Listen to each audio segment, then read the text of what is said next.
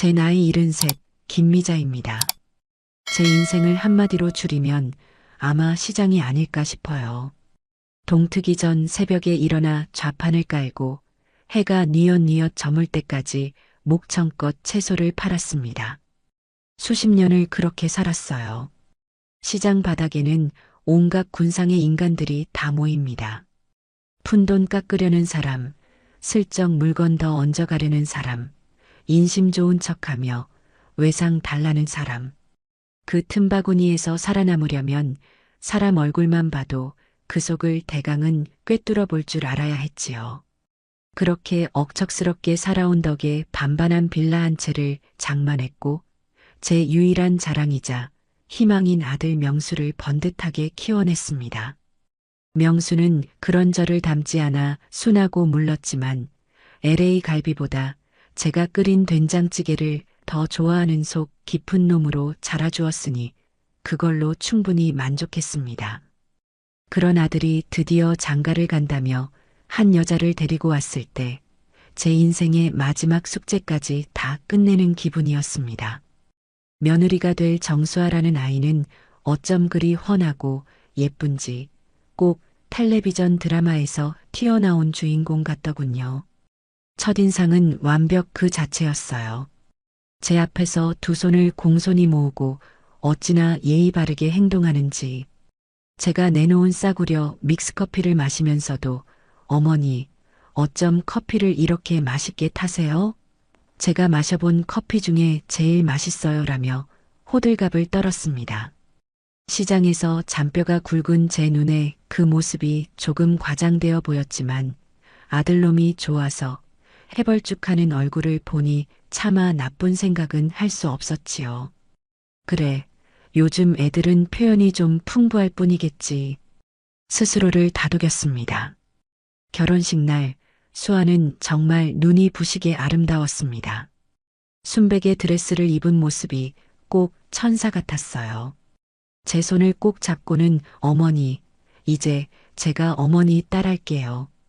명수 씨랑 행복하게 잘 살면서 효도할게요라고 속삭이는데 그 말 한마디에 제 마음속에 있던 아주 작은 의심의 싹마저 녹아내리는 것 같았습니다. 그래, 이제 나도 딸이 생기는구나. 남들처럼 고부 갈등이니 뭐니 하는 골치 아픈 일은 없겠구나. 진심으로 그렇게 믿었어요. 결혼 사진을 찍을 때도 수아는 제 팔짱을 꼭 끼고는 세상에서 가장 행복한 미소를 지어 보였습니다. 사진사는 어머님, 따님이랑 정말 보기 좋으시네요 라고 했고 저는 그 말에 딸보다 더 이쁜 며느리예요 라며 한박 웃음을 지었죠. 그 사진 속에서 우리는 정말 완벽한 가족처럼 보였습니다. 나중에야 알게 되었지만 완벽해 보이는 것들은 대개 아주 작은 균열을 숨기고 있더군요. 신혼여행을 다녀온 아들 내외가 저희 집에 저녁을 먹으러 온 날이었습니다. 바로 그날부터였어요. 무언가 아주 미세하고 그래서 더 불쾌한 균열이 생기기 시작한 것은 저는 오랜만에 솜씨를 한껏 발휘했습니다. 명수가 어릴 때부터 제일 좋아하던 갈치조림을 필두로 잡채, 소고기 묵국까지 상다리가 휘어지게 차려냈어요. 수아는 상을 보더니 눈을 동그랗게 뜨고 박수까지 치며 감탄하더군요. 우와, 어머니, 이걸 정말 혼자 다 하셨어요? 대단하세요. 요즘 세상에 누가 이렇게 음식을 다 해요. 옛날 분들은 손맛이 좋으시다더니 정말인가 봐요. 분명 칭찬인데 끝맛이 씁쓸했습니다. 옛날 분들이라는 말에 제가 무슨 박물관 유물이라도 된 기분이 들었기 때문이었죠. 하지만 명수가 그치? 우리 엄마 음식이 최고야. 라며 좋아하니 저는 애써 입꼬리를 올려 웃어 보였습니다. 식사를 하면서도 수아의 말은 계속해서 제 신경을 긁어댔습니다. 제가 직접 담근 열무김치를 맛있게 먹기에 입에 맞니? 더 가져다 줄까? 하고 물었더니 수아는 환하게 웃으며 이렇게 답했어요. 네, 어머니. 너무 맛있어요. 저희 엄마는 김치 같은 건 다 백화점에서 사다 먹거든요. 손에 물 묻히는 거 싫어하셔서요. 확실히 그렇게 사 먹는 거랑은 차원이 다르네요. 정성이 느껴져요. 이 말도 그냥 들으면 칭찬 같지요. 하지만 그 속에 숨은 뜻은 명확했습니다. 우리 엄마는 우아하게 백화점에서 장을 보지만 어머님은 힘들게 직접 김치나 담그는 사람이네요. 교묘하게 자신들의 삶은 격상시키고 제 삶은 깎아내리는 화법이었어요. 명수는 그저 아내가 제 음식을 잘 먹는 게 좋은지 수아야 많이 먹어. 엄마 김치가 진짜 맛있어라며 거들 뿐 아무것도 눈치채지 못했습니다. 그날은 그냥 제가 너무 예민한가 보다, 피곤해서 그런가 보다 하고 억지로 넘겼습니다. 하지만 그런 일은 마치 약속이라도 한 듯 계속 반복됐어요. 며칠 뒤 제 생신이라며 아들 내외가 케이크를 사들고 저희 빌라에 들렀습니다. 수아는 집안을 쓱 둘러보더니 이렇게 말하더군요. 어머니, 이 집은 참 정겨워요. 아담하고 요즘엔 이런 집에 사는 사람도 드문데 꼭 드라마 세트장 같아요. 시간 여행하는 기분도 들고요. 이번에도 제 기분은 바닥으로 곤두박질 쳤습니다. 제가 평생 시장에서 번 돈으로 제 청춘을 바쳐 장만한 소중한 보금자리가 이 아이에게는 그저 낡고 시대에 뒤떨어진 구경거리밖에 안 되는구나 싶었죠. 저는 아무 말도 하지 못하고 그저 웃기만 했습니다. 제가 무슨 말을 한들 아들놈은 우리 어릴 땐 다 이런 데서 살았어라며 헤헤거리게 뻔했으니까요. 수아의 말투는 늘 그런 식이었습니다. 칭찬의 탈을 쓴 무시, 상냥함으로 포장한 경멸, 은근하게 선을 그으며 저를 자신보다 아래 등급의 사람으로 취급하는 듯한 말투. 이걸 저만 느끼는 건지 아니면 정말로 이 아이가 악한 의도를 가지고 이러는 건지 머릿속이 복잡해졌습니다. 하지만 평생을 시장에서 진짜와 가짜를 가려내며 살아온 제 감이 경고하고 있었어요. 저건 실수가 아니라 철저히 계산된 행동이라고. 결정적인 사건은 그로부터 한 달쯤 뒤에 터지고야 말았습니다. 그날은 아들 명수의 생일이었어요. 저는 궂은 비가 내리는 새벽부터 시장에 나가 가장 실한 미역과 한우를 사와 정성껏 생일상을 차렸습니다. 아들이 어릴 적 비 오는 날이면 유독 무릎이 아프다고 칭얼댔던 기억이 나서 뼈에 좋다는 도가니도 푹 고안했지요. 저녁 시간에 맞춰 도착한 아들 내외를 보며 저는 흐뭇한 마음으로 식탁에 앉으라고 손짓했습니다. 명수는 역시 엄마 밥이 최고야. 세상에서 제일 맛있어라며 허겁지겁 밥을 먹기 시작했어요. 바로 그때였습니다. 맞은편에 앉은 수아가 숟가락을 드는 둥마는 둥하더니 명수를 보며 조용히 하지만 모두가 들을 수 있는 목소리로 말했어요. 명수 씨, 맛있어? 명수 씨는 이런 한식보다 파스타나 스테이크 같은 걸 더 좋아하지 않아? 지난번 청담동 레스토랑 갔을 때 엄청 잘 먹었잖아. 입맛도 좀 세련되게 바꿀 필요가 있어. 그 순간 제 머릿속에서 무언가 툭 하고 끊어지는 소리가 들렸습니다. 이건 그냥 넘어갈 수 있는 문제가 아니었어요. 아들의 생일상, 시어머니가 아들을 위해 밤새 정성껏 차린 밥상 앞에서 할 소리는 아니었죠. 제 정성을 그리고 아들의 취향과 추억까지 멋대로 재단하고 촌스럽다고 무시하는 저 오만한 태도를 더는 참아줄 수가 없었습니다. 저는 들고 있던 숟가락을 탁 소리가 나게 식탁에 내려놓았습니다. 갑작스러운 정적에 명수도 밥을 먹다 말고 놀라서 저를 쳐다봤어요. 저는 웃음기 하나 없는 얼굴로 수아를 똑바로 응시하며 말했습니다. 예, 수아야. 네, 어머니. 수아는 무슨 일이냐는 듯 세상에서 가장 순진한 표정을 지어 보였어요. 그 뻔뻔한 얼굴을 보니 속에서 천불이 났지만 목소리는 최대한 낮고 차분하게 유지하려 애썼습니다. 말 속에 가시가 박혀 있구나. 듣는 사람 기분 상하게 하는 그런 말투는 고쳐야 한다. 제 말에 식탁 분위기는 순식간에 얼음장처럼 차가워졌습니다. 수아의 얼굴에서 미소가 싹 사라졌고 명수는 당황해서 어쩔 줄 몰라 하며 제 눈치와 아내의 눈치를 번갈아 살폈어요. 잠시 침묵이 흐른 뒤 수아는 언제 그랬냐는 듯 다시 생긋 웃으며 말하더군요. 어머님, 제가 뭐려? 무슨 오해를 하신 것 같아요.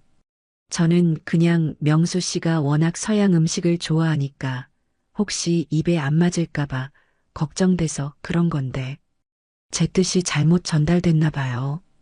죄송해요. 오해? 제가 사람 말을 오해할 정도로 귀가 어둡고 어리석어 보이나? 네가 한 말의 속뜻을 제가 모를 것 같아? 제 단호한 말투에 수아는 결국 입을 다물었습니다.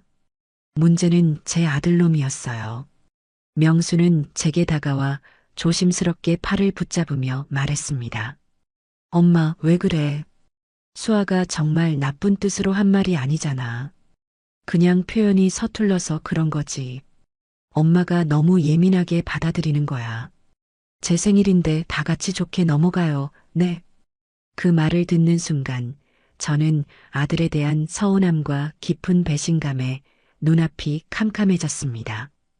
제 아들이, 제가 평생을 바쳐 키운 제 아들이 저 교활한 여자의 편을 들고 있었습니다. 수아는 명수의 등 뒤에 숨어 저만 볼 수 있는 각도에서 희미한 승리의 미소를 짓고 있었고요. 그 모습을 보는 순간 저는 모든 것을 깨달았습니다. 이건 시작에 불과하다는 것을, 그리고 이건 보통 심각한 문제가 아니라는 것을요.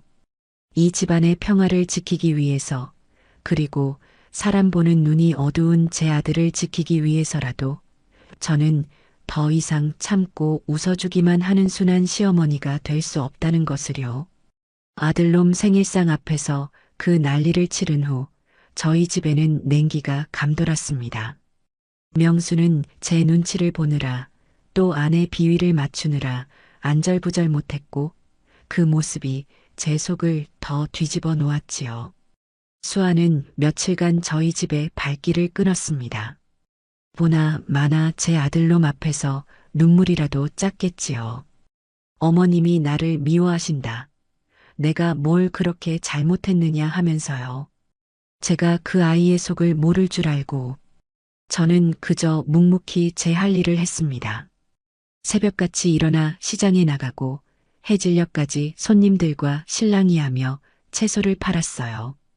제게는 수십 년간 제 삶을 지탱해온 이 시장 바닥이 세상 그 어떤 전쟁터보다 익숙하고 편안했습니다. 그러던 어느 주말 오후였어요. 명수에게서 전화가 왔더군요. 엄마, 이번 주말에 수아랑 같이 점심 먹어요. 수아가 엄마한테 정식으로 사과하고 싶대요. 전화기 너머로 들려오는 아들의 목소리에는 안도와 기대가 섞여 있었습니다. 제 아들은 아직도 수아가 정말로 반성했을 거라 믿는 모양이었어요. 저는 그러냐 하고 짧게 답했지만 속으로는 다른 생각을 했습니다. 그 아이가 순순히 사과할 리가 없지요. 분명 다른 꿍꿍이가 있을 것이라 직감했습니다. 약속 장소는 저희 집 근처의 제법 비싼 한정식 집이었습니다. 수아가 예약한 곳이라고 하더군요. 제가 도착했을 때 두 사람은 이미 와서 저를 기다리고 있었습니다. 수아는 저를 보자마자 자리에서 벌떡 일어나 90도로 허리를 숙였습니다. 어머니, 죄송해요. 그날은 제가 생각이 짧았어요. 어머니께서 정성껏 차려주신 생신상 앞에서 제가 정말 큰 실수를 했어요. 그 모습이 어찌나 간절하고 진실해 보이는지 명수는 옆에서 감동한 얼굴로 저를 바라보더군요. 엄마, 이것 봐. 수아가 이렇게 반성하잖아. 그 눈빛이 말하고 있었습니다. 저는 아무 말 없이 자리에 앉아 물만 마셨습니다. 수아는 제 옆에 바싹 다가앉아 과일 주스를 따라주며 계속해서 사과를 늘어놓았어요. 제가 아직 철이 없어서 그래요, 어머니. 앞으로는 정말 말 한마디 한마디 조심할게요. 어머니 마음 불편하게 해드려서 정말 죄송해요. 저는 그저 수아의 얼굴을 빤히 쳐다봤습니다. 저렇게 예쁜 얼굴로 어쩜 저리 거짓말을 술술할까. 시장에서 물건값 깎으려고 죽는 소리 하던 단골들보다 한 수 위더군요. 잠시 후 값비싼 떡갈비 정식이 차려졌습니다. 수아는 제 밥그릇 위에 가장 크고 두툼한 떡갈비를 올려주며 살갑게 굴었어요. 식사를 하는 내내 분위기는 화기애애했습니다. 명수는 오랜만에 저희 세 사람이 웃으며 밥을 먹는 모습에 완전히 마음을 놓은 듯 보였어요. 그리고 바로 그때 수아가 조심스럽게 본론을 꺼내기 시작했습니다. 어머니, 요즘 물가가 너무 많이 올라서 걱정이에요. 시장은 좀 어떠세요? 늘 똑같지 뭐. 오르면 오르는 대로, 내리면 내리는 대로. 먹고 살자니 하는 거지. 제가 무심하게 답하자 수아는 한숨을 푹 쉬며 말했습니다. 그렇죠? 정말 월급 빼고는 다 오르는 것 같아요. 명수 씨 월급만으로는 서울에서 집 사기는커녕 전세금 올려주기도 벅차네요. 그래서 말인데요, 어머니. 요즘 같은 세상에 은행에만 돈 넣어두는 건 정말 바보 같은 짓이래요. 드디어 올 것이 왔구나 싶었습니다. 저는 밥을 먹는 둥 마는 둥 하며 수아의 다음 말을 기다렸어요. 제 친구 중에 경제적으로 아주 밝은 애가 있는데요. 이번에 정말 확실한 투자 정보를 알아왔더라고요. 비공개로 소수 정예 회원들한테만 알려주는 고급 정보인데 수익률이 어마어마하대요. 1년만 묻어두면 원금의 3배는 기본이라던데요. 저는 속으로 코웃음을 쳤습니다. 시장 바닥에서 그런 사탕발림에 속아 푼돈이라도 떼어본 장사치가 어디 한둘인 줄 아나. 하지만 겉으로는 어수룩한 늙은이처럼 눈을 동그랗게 뜨고 물었습니다. 원금의 3배? 세상에 그런 장사가 어디 있단 말이냐? 있다니까요, 어머니. 이건 아무나 하는 게 아니라 정말 정보가 빠른 사람들만 하는 재테크예요. 제 친구는 그걸로 작년에 빚만 있던 집에서 강남에 아파트를 사서 이사 갔어요. 제가 어머니를 생각해서 특별히 말씀드리는 거예요. 어머니도 평생 시장에서 고생만 하셨잖아요. 이제는 좀 편하게 사셔야죠. 모아두신 돈 조금만 투자하시면 이제 시장일 안 하시고 편안하게 노후를 즐기실 수 있다니까요. 수아는 마치 저를 위하는 효녀 며느리라도 된 것처럼 열변을 토했습니다. 옆에서 듣고 있던 명수는 어느새 눈을 반짝이며 수아의 말에 완전히 빠져든 모습이었어요. 정말이야, 수아야? 그렇게 좋은 게 있어? 그럼요, 명수 씨. 내가 당신이랑 어머님 아니면 이런 얘기를 왜 하겠어요. 정말 확실한 정보라니까요. 회사 이름이 실버골드 인베스트먼트인데 아는 사람만 아는 아주 유망한 곳이에요. 저는 숟가락을 내려놓고 수아를 똑바로 쳐다봤습니다. 그리고 차분하게 물었지요. 그래서 내가 얼마를 투자하면 되는데? 제 말에 수아의 눈이 순간적으로 번뜩이는 것을 저는 놓치지 않았습니다. 그 아이는 흥분을 감추지 못하고 목소리를 살짝 높여 말했어요. 어머니, 투자금이 많을수록 수익률도 더 높아져요. 어머니께서 평생 모아두신 돈 전부 투자하시면 아마 1년 뒤에는 이 근방에서 제일 좋은 아파트로 이사 가실 수 있을걸요? 내 전 재산을 말하는 거냐? 네, 어머니. 이왕 하실 거면 확실하게 하셔야죠. 제가 다 알아서 해드릴게요.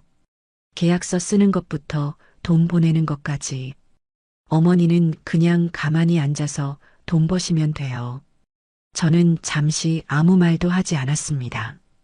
제 침묵을 긍정의 신호로 받아들였는지 수아와 명수는 기대에 찬 눈으로 저를 바라봤어요. 저는 냅킨으로 입을 닫고 자리에서 일어났습니다. 그리고 두 사람을 향해 제 평생의 경험과 연륜을 담아 한마디를 던졌습니다. 꿈 깨라. 제 단호한 한마디에 두 사람의 얼굴이 순식간에 굳어졌습니다. 저는 지갑에서 식사 비용보다 조금 더 넉넉한 액수의 돈을 꺼내 테이블 위에 탁 내려놓으며 말을 이었습니다. 세상에 공짜는 없다. 특히 땀 흘리지 않고 버는 돈은 더더욱 없는 법이야. 니들이 말하는 그게 사기가 아니면 뭔데? 내 돈? 내 돈은 내가 평생 새벽잠 설쳐가며 찬물에 손 담가가며 허리 한번 제대로 못 펴고 번 돈이다. 그런 돈을 너 같은 애송이의 사탕 발림에 넘겨줄 만큼 내가 어리석어 보이나? 제 말은 얼음 송곳처럼 날아가 두 사람의 심장에 박혔습니다. 수아는 당황한 기색이 역력했고 명수는 어쩔 줄 몰라 하며 제 눈치를 살폈어요. 저는 그런 두 사람을 차갑게 쏘아보고는 식당을 나와버렸습니다. 뒤도 돌아보지 않았어요. 이것은 단순한 경고가 아니었습니다. 제 아들을 위험한 길로 끌어들이려는 며느리에 대한 명백한 선전포고였으니까요. 그날 이후 수아는 가면을 완전히 벗어던졌습니다. 제게 전화를 걸어 퍼붓기 시작하더군요. 더 이상 상냥한 며느리는 없었습니다. 어머니, 어떻게 저한테 그런 식으로 말씀하실 수 있어요?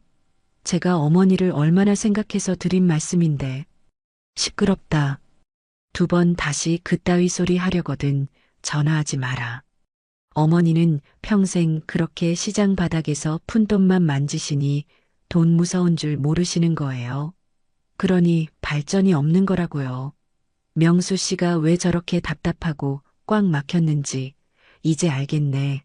다 어머니 때문이었어. 수아는 전화기 너머에서 악을 썼습니다. 저는 그저 가소로웠어요. 제 미천이 드러나니 이성을 잃고 발악하는 모습이 꼭 궁지에 몰린 쥐 같았지요. 저는 아무 대꾸 없이 전화를 끊어버렸습니다. 하지만 수아의 공격은 거기서 그치지 않았어요. 제 아들놈을 들들 볶기 시작한 겁니다. 매일 밤 명수에게 전화를 걸어 울고불고 난리를 치고 저 때문에 우리 가족의 미래가 어둡다며 가스라이팅을 했겠지요.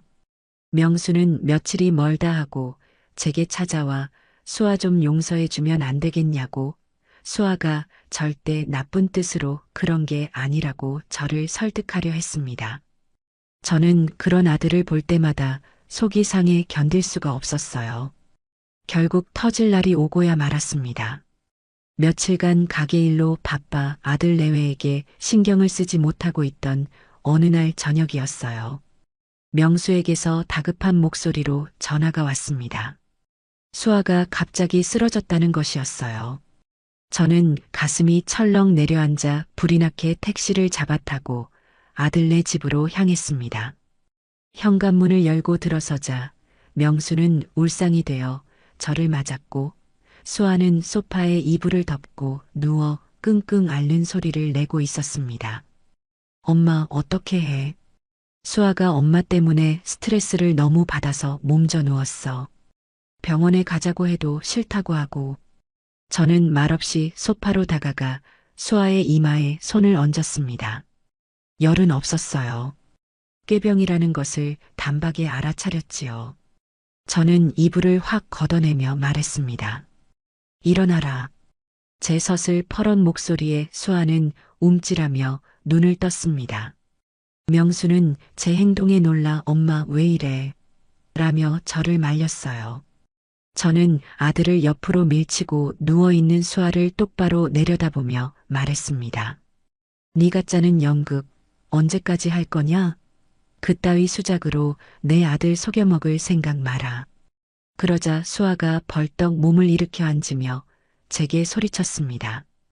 연극이라니요. 제가 지금 어머니 때문에 얼마나 고통받고 있는지 아세요? 어머니만 아니었으면 어머니 고집만 아니었으면 우리도 지금쯤 부자로 살 수 있었단 말이에요. 아직도 그놈의 헛소리를 짓거리는구나.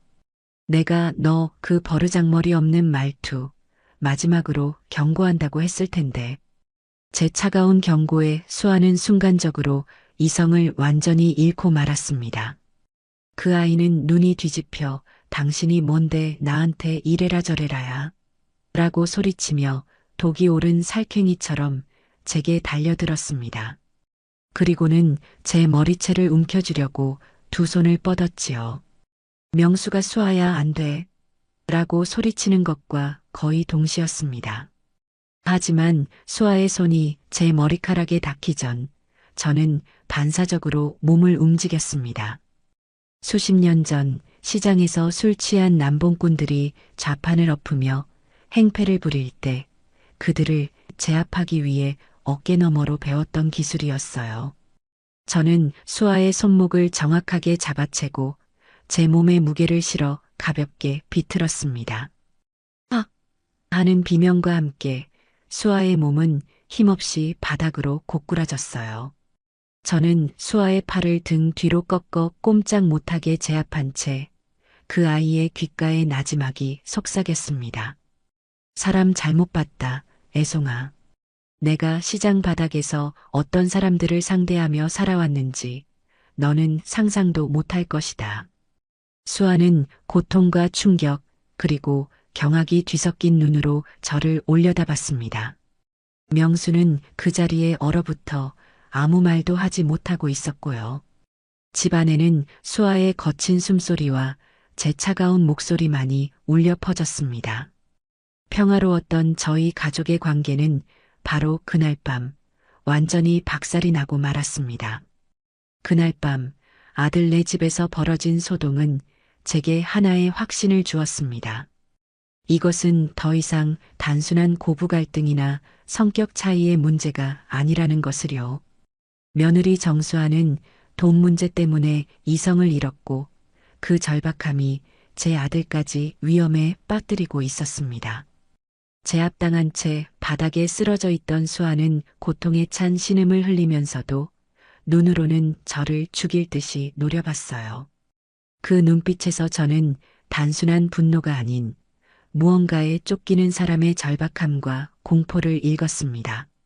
제 아들 명수는 이 충격적인 상황 앞에서 어쩔 줄 몰라 하며 그저 엄마 제발 그만해. 수아가 아파하잖아라는 말만 앵무새처럼 반복할 뿐이었지요. 저는 꺾고 있던 수아의 팔에서 힘을 풀고 자리에서 일어났습니다. 수아는 손목을 부여잡고 소리 없이 눈물을 뚝뚝 흘리며 자신이 피해자인 척 연기하기 시작했어요. 어설프기 짝이 없는 연극이었지만 안타깝게도 제 아들에게는 그게 먹혀드는 모양이었습니다.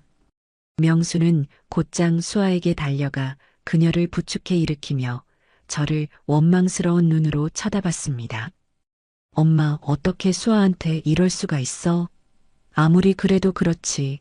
이건 너무 심하잖아. 심해? 그럼 네 마누라가 내 머리채를 잡으려고 달려든 건 안심하고? 명수야, 너는 아직도 상황 파악이 안 되니? 저 아이는 지금 정상이 아니야. 엄마가 자꾸 수아를 몰아붙이니까 그런 거잖아. 수아는 우리 가족 잘 되자고 그런 건데 엄마가 너무했어. 아들의 멍청한 대답에 저는 더 이상 말을 섞을 가치조차 느끼지 못했습니다. 이 집안의 진짜 문제는 교활한 며느리가 아니라 사랑에 눈이 멀어 진실을 보지 못하는 제 어리석은 아들놈이라는 것을 깨달았지요. 저는 아무 말 없이 현관문을 열고 집을 나섰습니다. 등 뒤로 수아의 흐느낌과 저를 붙잡는 명수의 목소리가 들려왔지만 뒤돌아보지 않았어요. 이제부터는 저 혼자만의 싸움이었습니다. 그리고 저는 이 싸움에서 절대로 질 생각이 없었습니다. 집으로 돌아온 저는 밤새 한숨도 자지 못했습니다.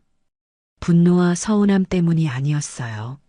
앞으로 이 문제를 어떻게 해결해야 할지 머릿속으로 수많은 계획을 세우고 지우기를 반복했습니다. 수아가 왜 저렇게 돈에 집착하며 이성을 잃었는지, 그 실버골드 인베스트먼트라는 회사의 정체는 무엇인지, 그 근본적인 원인을 파헤쳐야만 했습니다. 경찰에 신고하는 것은 가장 마지막 수단이었어요. 어찌되었든 제 며느리이고 제 아들이 사랑하는 여자였습니다. 일이 커져서 세상에 알려지면 가장 큰 상처를 입는 것은 결국 제 아들일 테니까요. 다음 날 새벽 저는 평소보다 더 일찍 시장으로 향했습니다. 해가 뜨기도 전에 어둑한 시장은 고요했지만 제 머릿속은 그 어느 때보다 시끄럽고 명료했어요. 저는 좌판을 펴자마자 수십 년간 제 곁을 지켜준 시장 동생들에게 전화를 돌리기 시작했습니다. 제게는 경찰이나 탐정보다 더 확실한 정보망이 있었으니까요. 바로 수십 년간 동고동락하며 쌓아온 시장의 인맥이었지요. 첫 번째 전화는 마포에서 부동산을 하는 마포안테나에게 걸었습니다. 본명은 박철수인데 어찌나 말 많고 유머러스한지 시장 사람들이 모두 그렇게 불렀지요. 철수야, 나 미자 언니야. 바쁘니? 어이구, 형님. 이 새벽에 웬일이십니까? 형님이 전화하실 정도면 큰일인데.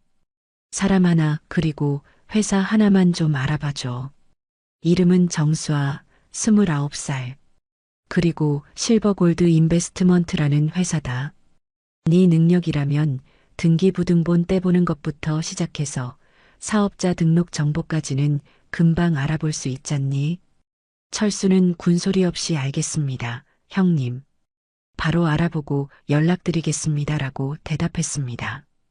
저는 그 아이의 능력을 믿었어요. 두 번째 전화는 저희 가게의 단골 손님이자 시중은행 지점장의 아내인 청담동 사모님에게 걸었습니다. 그녀는 시장에 신선한 채소를 사러 일부러 먼 곳에서 오는 사람이었고 저와는 속 깊은 이야기를 나눌 정도로 친한 사이였어요. 사모님, 저 미자예요. 이른 아침부터 죄송해요. 어머, 미자씨, 괜찮아요. 무슨 일 있어요? 목소리가 안 좋네. 다름이 아니라 혹시 실버골드 인베스트먼트라는 회사에 대해 들어보신 적 있으세요? 요즘 고수익을 보장한다며 투자를 권유하는 모양인데 전화기 너머로 사모님의 목소리가 심각해졌습니다. 미자 씨, 혹시 거기 투자했어요? 절대 안 돼요. 그거 요즘 은행권에서 예금 빼내서 투자 사기치는 전형적인 수법이에요. 유사수신행위 업체로 블랙리스트에 올라와 있는 곳이라고요. 얼마 전에도 저희 은행 고객 한 분이 거기 돈 넣었다가 전 재산 날리고 소송 준비 중이에요. 절대 엮이면 안 돼요. 사모님의 말을 듣는 순간 제 심장이 쿵 내려앉았습니다. 올 것이 왔구나. 제 예상이 틀리지 않았던 겁니다. 마지막 전화는 옆 가게 과일집 손자 녀석에게 했습니다. 그 아이는 대학에서 컴퓨터 공학을 전공한 컴퓨터 박사로 통했지요. 저는 그 아이에게 수아가 말했던 투자 회사의 이름과 특징을 알려주고 인터넷에 관련된 정보가 있는지 샅샅이 뒤져봐 달라고 부탁했습니다. 할머니, 걱정 마세요. 제가 구글링부터 시작해서 다크웹까지 다 뒤져서 그놈들 정체를 알아내 드릴게요. 손자 녀석은 자신만만하게 말했습니다. 저는 그렇게 제 시장 정보망을 총동원했습니다. 이제 제가 할 일은 놈들의 정체가 수면 위로 드러나기를 기다리는 것뿐이었어요. 정보는 생각보다 훨씬 빨리 들어오기 시작했습니다. 그날 오후 가게를 정리하고 있을 무렵 마포안테나에게서 전화가 왔습니다. 형님, 알아봤습니다. 정수아, 그 아가씨 앞으로 된 재산은 아무것도 없습니다. 현재 사는 아파트도 명수 앞으로 전세 계약이 되어 있고요. 더 놀라운 건 최근 석 달 사이에 제2금융권, 그러니까 저축은행이랑 대부업체에서 총 1억 원의 대출을 받은 기록이 있습니다. 신용등급도 거의 바닥 수준이에요. 1억 원. 생각보다 훨씬 큰 금액이었습니다. 그 돈이 전부 그 사기 회사로 들어갔을 것이라 생각하니 눈앞이 아찔했어요. 회사는 어떠냐? 그 실버골드인지 뭔지 아는 회사는요. 서류상으로만 존재하는 유령 회사입니다. 강남에 번듯한 사무실 주소가 있길래 직접 가봤더니 웬 다단계 업체가 쓰고 있더군요. 한마디로 완벽한 사기꾼 놈들입니다, 형님. 철수의 말을 듣고 전화를 끊자마자 이번에는 컴퓨터 박사 손주 녀석에게서 문자가 왔습니다. 그놈들이 만든 허술한 홈페이지 주소와 인터넷 사기 피해자들이 모여있는 온라인 카페 주소였습니다. 카페에 들어가 보니 저와 비슷한 수법으로 돈을 잃은 사람들의 절규와 분노가 가득했습니다. 수백만 원부터 수억 원까지 피해 금액도 다양했어요. 그들은 모두 원금 보장, 고수익이라는 달콤한 말에 속아 넘어간 사람들이었습니다. 결정타는 청담동 사모님의 전화였습니다. 미자 씨, 내가 남편 통해서 좀 더 알아봤어. 그 업체, 곧 경찰 수사가 들어갈 예정이래. 지금 피해자들이 모여서 집단 소송을 준비하고 있고 언론에도 제보가 들어간 모양이야. 조만간 뉴스에 대문짝만하게 나올 거야. 혹시라도 미자 씨 주변에 투자한 사람 있으면 당장 돈 빼라고 해. 물론 돈을 돌려받을 가능성은 거의 없겠지만 모든 조각이 맞춰졌습니다. 제 며느리 정수아는 사기를 당한 피해자이자 동시에 제 돈까지 끌어들여 자신의 손실을 메꾸려 했던 가해자였습니다. 1억이라는 빚더미에 올라앉았으니 제정신이 아니었을 테지요. 며느리에 대한 분노보다 어리석은 아이에 대한 연민이 먼저 들었습니다. 그리고 그 아이의 꿰매 넘어가 저를 원망하고 있을 제 아들을 생각하니 가슴이 미어졌습니다. 저는 모든 증거를 차곡차곡 모았습니다. 철수가 보내준 등기 서류, 손주 녀석이 출력해준 인터넷 피해 사례들, 그리고 사모님과의 통화 내용을 요약한 메모까지. 이 모든 것을 가지고 이제 제 아들을 만나러 가야 했습니다. 눈에 씬 콩깍지를 벗겨주고 우리가 지금 얼마나 끔찍한 현실에 처해 있는지를 똑똑히 알려줘야 했습니다. 반격의 시간은 이제부터 시작이었습니다. 다음 날 저는 단단히 마음을 먹고 아들 명수에게 전화를 걸었습니다. 목소리는 최대한 아무렇지 않게 평소처럼 유지하려 애썼어요. 명수야, 점심이나 같이 먹자. 할 말도 있고. 전화기 너머의 아들은 잠시 머뭇거렸습니다. 곁에 수아가 있는 것이겠지요. 엄마, 수아도 같이라고 운을 떼려는 아들의 말을 저는 단호하게 잘랐습니다. 아니, 너하고만 볼 일이 있다. 둘이서만 보자. 제 목소리에 담긴 강단 때문이었을까요? 명수는 더 이상 토를 달지 않고 약속 장소와 시간을 정했습니다. 저희는 회사 근처의 조용한 찻집에서 만나기로 했어요. 저는 약속 시간보다 일부러 조금 늦게 도착했습니다. 창가 자리에 앉아 초조하게 저를 기다리는 아들의 모습을 보니 만감이 교차하더군요. 저렇게 속이 빤히 들여다 보이는 순한 녀석을 제가 왜 좀 더 강하게 키우지 못했을까 하는 자책감이 들었습니다. 자리에 앉자마자 명수는 제 눈치를 살피며 물었습니다. 엄마, 무슨 할 말이 있어서 수아한테는 비밀로 하고 나왔어. 저는 가방에서 그동안 모아온 서류 뭉치를 꺼내 아들 앞 테이블에 펼쳐 놓았습니다. 부동산 중개인인 철수가 떼어준 서류들, 컴퓨터 박사 손주 녀석이 출력해준 인터넷 피해자들의 절규, 가리고 청담동 사모님을 통해 알게 된 금융권의 정보까지. 명수는 영문을 모르겠다는 표정으로 서류들을 뒤적였습니다. 엄마, 이게 다 뭐야? 네 마누라, 정수아의 실체다. 똑똑히 봐라. 저는 차분하게 그리고 논리적으로 설명하기 시작했습니다. 수아가 제2금융권과 대부업체에서 1억 원의 빚을 졌다는 사실. 그 돈을 실버골드 인베스트먼트라는 유령 회사에 투자했다는 사실. 그리고 그 회사가 전형적인 금융 사기 조직이며 곧 경찰 수사가 시작될 것이라는 사실까지. 저는 제가 아는 모든 것을 아들에게 털어놓았습니다. 제 이야기가 진행될수록 명수의 얼굴은 하얗게 질려갔습니다. 믿을 수 없다는 듯 고개를 절레절레 저으면서도 서류에 적힌 명백한 증거들에서 눈을 떼지 못했지요. 모든 설명을 마친 후 저는 아들을 똑바로 쳐다보며 말했습니다. 명수야, 엄마는 지금 네 마누라를 흉보자고 이러는 게 아니야. 우리가 지금 얼마나 위험한 상황에 처했는지 알려주려는 거다. 저 아이는 지금 벼랑 끝에 서 있어.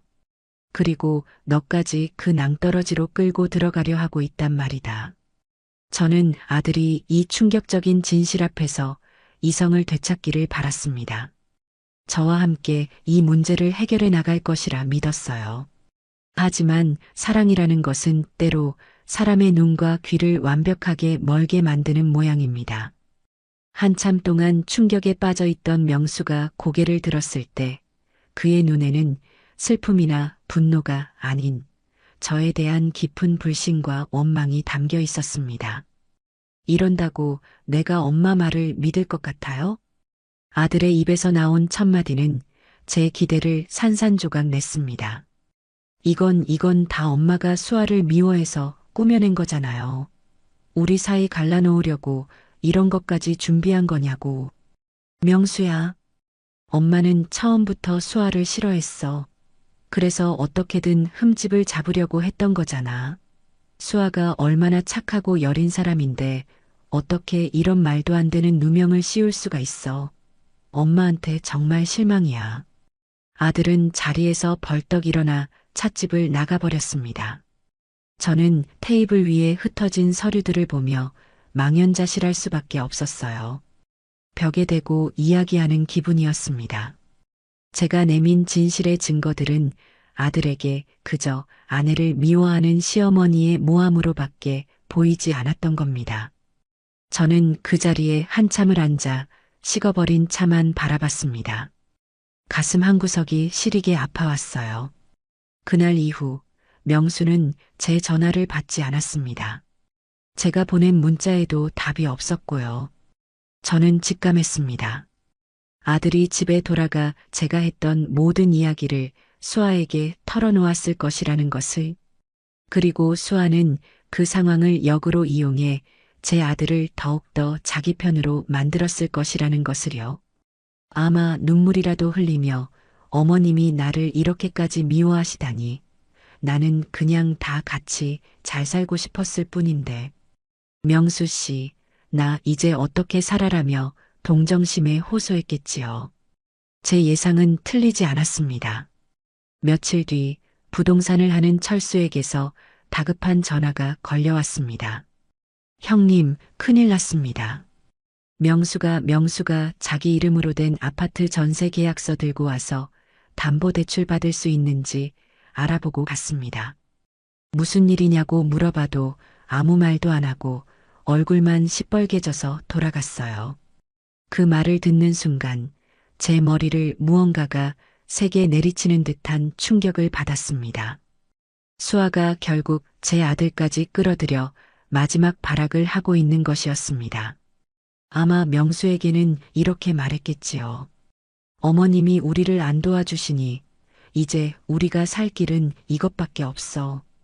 이 돈만 투자하면 우리가 잃었던 돈을 전부 만회하고도 남아. 그럼 우리도 어머니한테 당당해질 수 있어. 제 아들놈은 그 말에 또 속아 넘어간 것이 틀림없었습니다. 저는 더 이상 시간을 지체할 수 없다고 판단했습니다. 명수가 대출을 받아 그 돈을 사기꾼들에게 넘겨주기 전에 모든 것을 끝내야만 했습니다. 저에게는 마지막 비장의 무기가 필요했어요. 수아의 입으로 직접 모든 사실을 실토하게 만드는 것. 저는 곧바로 시장으로 달려가 평소 알고 지내던 전파상에 들러 아주 작고 성능 좋은 녹음기 하나를 샀습니다. 그리고는 곧장 아들네 집으로 향했어요. 초인종을 누르자 문을 열고 나온 것은 수아였습니다. 저를 보자마디 그 아이의 얼굴에는 경계심과 적대감이 가득했어요. 어머니, 여긴 어쩐 일이세요? 명수 씨 없어요. 안다. 너 보러 왔다. 들어가서 얘기 좀 하자. 저는 수아를 밀치고 집 안으로 들어섰습니다. 거실로 들어서는 짧은 순간 저는 주머니 속에서 녹음기의 녹음 버튼을 눌렀습니다. 수아는 불안한 기색을 감추지 못하고 제 맞은편 소파에 앉았어요. 저는 최대한 지치고 패배한 사람처럼 보이도록 깊은 한숨을 내쉬며 입을 열었습니다. 그래, 네 말이 다 맞다고 치자. 내가 늙어서 세상 물정 모르고 괜한 고집을 부렸나 보다. 제 갑작스러운 태도, 변화에 수아는 의심의 눈초리를 거두지 않았습니다. 저는 계속해서 연기를 이어갔어요. 명수한테 얘기 다 들었다. 네가 말한 그 투자 정말로 그렇게 확실한 거냐? 그럼요. 제가 몇 번을 말씀드렸어요. 이건 아무나 할 수 있는 게 아니라고. 알겠다. 그럼 나도 투자하마. 내가 평생 모은 돈 전부 너한테 주마. 대신 조건이 있다. 그 돈으로 정말로 돈을 불려서 우리 명수 이름으로 된 번듯한 아파트 한 채부터 사다오. 할 수 있겠니? 제 제안에 수아의 눈이 탐욕으로 번들거리기 시작했습니다. 그 아이는 제가 드디어 자기 꾀에 넘어왔다고 확신하는 듯 보였어요. 경계심이 완전히 허물어진 수아의 입에서는 그동안 감춰왔던 본심이 폭포수처럼 쏟아져 나왔습니다. 진작 그러셨어야죠. 어머니가 처음부터 저를 믿고 도와주셨으면 일이 이렇게까지 꼬이지도 않았잖아요. 어머니 돈까지 있었으면 진작에 한몫 단단히 잡고 이 지긋지긋한 전셋집 뜨는 건데. 그럼 네가 그동안 나한테 투자하라고 했던 게 사실은 네가 이미 잃은 돈을 메꾸기 위해서였구나. 저는 결정적인 질문을 던졌습니다. 수아는 이미 이성을 잃고 흥분한 상태였기에 제 질문의 의도를 파악하지 못하고 모든 것을 실토하고 말았습니다. 그래요. 맞아요. 제가 뭘 그렇게 잘못했는데요? 저도 잘 살아보려고 한 죄밖에 없다고요. 그런데 어머니가 사사건건 방해하고 무시했잖아요. 명수 씨도 어머니만 없었으면 진작에 저를 도와줬을 사람이에요. 이 모든 게 다 어머니 탓이라고요. 수아는 악을 쓰며 저를 비난했습니다. 그 목소리는 제 주머니 속 녹음기에 고스란히 담기고 있었지요. 저는 목적을 달성했다고 판단하고 자리에서 일어났습니다. 알겠다. 네 속마음이 그렇다는 거 잘 알았다. 영문을 모르는 수아는 저를 멍하니 쳐다봤습니다. 저는 아무 말 없이 집을 나섰어요. 엘리베이터에 올라탄 저는 주머니 속에서 뜨거워진 녹음기를 꺼내 들었습니다. 제 손은 살짝 떨리고 있었지만 마음은 강철처럼 차갑고 단단했습니다. 이제 모든 증거는 제 손안에 들어왔습니다. 이 녹음 파일이 바로 제 아들의 눈에서 흐르는 눈물을 닦아주고 이 지긋지긋한 상황을 끝낼 마지막 열쇠였습니다. 아들네 집을 나선 제 손에는 작고 차가운 녹음기 하나가 들려 있었습니다. 그 안에는 며느리 정수아의 날 것 그대로의 목소리, 그 아이의 탐욕과 분노, 그리고 어리석음이 고스란히 담겨 있었지요. 엘리베이터가 1층에 도착하고 문이 열렸지만 저는 한참 동안 그 안에 서서 멍하니 숫자판만 바라봤습니다. 이 작은 기계 하나면 이 모든 지긋지긋한 갈등을 끝낼 수 있었습니다. 당장 아들에게 달려가 이 녹음 파일을 들려주면 사랑에 눈이 멀었던 아들놈도 제정신을 차리겠지요. 며느리의 가면을 제 손으로 벗겨내고 그 아이를 이 집안에서 완전히 몰아내는 것은 이제 식은 죽 먹기보다 쉬운 일이었습니다. 하지만 저는 그러고 싶지 않았어요. 수아를 그냥 내치는 것은 너무 쉬운 해결책이었습니다. 그 아이가 저지른 잘못은 밉고 괘씸했지만 그보다 더 화가 나는 것은 제 아들과 며느리를 나락으로 끌어들이려 했던 그 사기꾼 놈들이었습니다. 땀 흘려 돈 버는 사람들의 피 같은 돈을 달콤한 말로 홀려 빼앗아가는 사회의 암적인 존재들.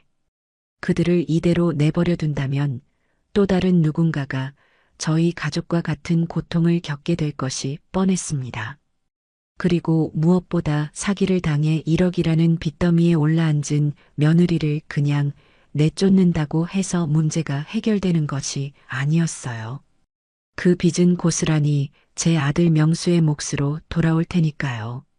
저는 이 문제의 뿌리를 뽑아내기로 결심했습니다. 며느리를 벌하는 것에서 그치는 것이 아니라 이 판을 설계한 놈들까지 전부 끌어내어 법의 심판을 받게 만들기로요. 그러기 위해서는 바로 그 덫에 걸려 허우적대고 있는 제 며느리 정수아가 필요했습니다. 다음 날 아침 저는 해가 뜨기도 전에 수아에게 전화를 걸었습니다. 아마 밤새 잠을 설쳤겠지요. 전화기 너머로 들려오는 그 아이의 목소리는 바짝 말라 있었습니다. 여보세요. 나다. 어제 내가 한 제안 아직 유효하다. 네가 그 사기꾼 놈들 본사에 직접 가서 내 돈을 투자하겠다고 판을 벌여라. 내가 아주 돈 많고 어수룩한 시어머니 연기를 해줄 테니 대신 네가 살 길은 그것뿐이라는 것만 명심해라. 수아는 잠시 아무 말이 없었습니다. 제 의도를 파악하려 머리를 굴리는 것이겠지요. 저는 마지막 쐐기를 박았습니다. 어제 네가 내뱉은 말들 여기 전부 녹음되어 있다. 이걸 명수에게 들려주기 전에 그리고 경찰서에 가져가기 전에 결정하는 게 좋을 거야. 선택은 네 몫이다. 전화기 너머로 수아의 가쁜 숨소리가 들려왔습니다. 잠시 후 기어들어가는 목소리로 대답이 돌아왔어요. 알겠어요. 어머니 말씀대로 할게요. 궁지에 몰린 쥐는 고양이를 무는 법이지만 그 고양이가 호랑이일 경우에는 이야기가 달라지는 법이지요. 수아는 제 제안을 받아들일 수밖에 없었습니다. 저는 그 아이에게 오늘 오후에 시장에 있는 제 가게로 찾아오라고 말하고 전화를 끊었습니다. 수아를 기다리는 동안 저는 본격적으로 작전을 준비하기 시작했습니다. 혼자서는 할 수 없는 일이었어요. 제게는 수십 년간 시장 바닥에서 동고동락하며 다져온 피보다 진한 의리로 뭉친 제 사람들이 있었습니다. 저는 그들을 시장 어벤져스라고 부릅니다. 첫 번째로 찾아간 곳은 시장 입구에서 가장 큰 정육점을 하는 천하장사 김 사장이었습니다. 그는 저보다 나이는 10살 아래였지만 10년 전 아내를 먼저 하늘로 보내고 혼자 아들을 키울 때 제가 친동생처럼 살뜰히 챙겨준 인연으로 저를 친누님 이상으로 따랐습니다. 키가 2미터에 가깝고 몸무게는 120kg이 넘는 거구였지만 마음만은 비단결처럼 고운 사람이었지요. 누님, 이 아침부터 어쩐 일이십니까? 돼지고기를 손질하던 김 사장은 저를 보자마자 칼을 내려놓고 달려왔습니다. 저는 자초지종을 설명했습니다. 제 며느리가 사기를 당했고 그 사기꾼들을 잡기 위해 덫을 놓으려 한다는 제 계획을요. 이야기를 듣는 내내 김 사장의 얼굴은 분노로 굳어졌습니다. 아니, 어떤 놈들이 감히 우리 누님 댁을 건드립니까? 걱정 마십시오, 누님. 제가 앞장서겠습니다. 그놈들 소굴에 쳐들어가는 날, 제가 문지기 역할은 확실하게 해내겠습니다. 제 앞에서 개미 한 마리 얼씬 못하게 막아설 테니 누님은 계획대로만 하십시오. 김 사장의 우직한 대답에 제 마음이 든든해졌습니다. 다음으로 찾아간 사람은 시장 안쪽에서 생선 가게를 하는 욕쟁이 할매 이모였습니다. 저와는 거의 40년 지기 친구로 입은 거칠어도 속정은 누구보다 깊은 사람이었죠. 미자야, 네가 웬일이냐? 얼굴이 반쪽이 됐네. 언니, 나 좀 도와줘. 큰일이 났어. 저는 이모의 가게 평상에 걸터 앉아 모든 이야기를 털어놓았습니다. 제 이야기를 다 들은 이모는 팔던 생선을 바닥에 내팽개치며 길길이 날뛰었습니다. 이런 싸가지 없는 놈들을 봤나? 사람 등쳐먹는 놈들은 아주 싹을 잘라버려야 돼. 걱정 마라, 동생아. 그날 내가 네 며느리 친구인 척 따라가서 바람잡이 역할을 기가 막히게 해줄 테니. 내가 또 그런 연기는 전문 아니냐. 내 입에서 이거 완전 대박이네. 소리 나오면 10년 묵은 사기꾼도 깜빡 속아 넘어갈걸. 이모의 화끈한 지원 약속에 저는 고개를 끄덕였습니다. 마지막으로 필요한 사람은 이 모든 상황을 법적으로 자문해주고 결정적인 순간에 경찰에 신고하는 역할을 해줄 사람이었습니다. 저는 조심스럽게 조카에게 전화를 걸었어요.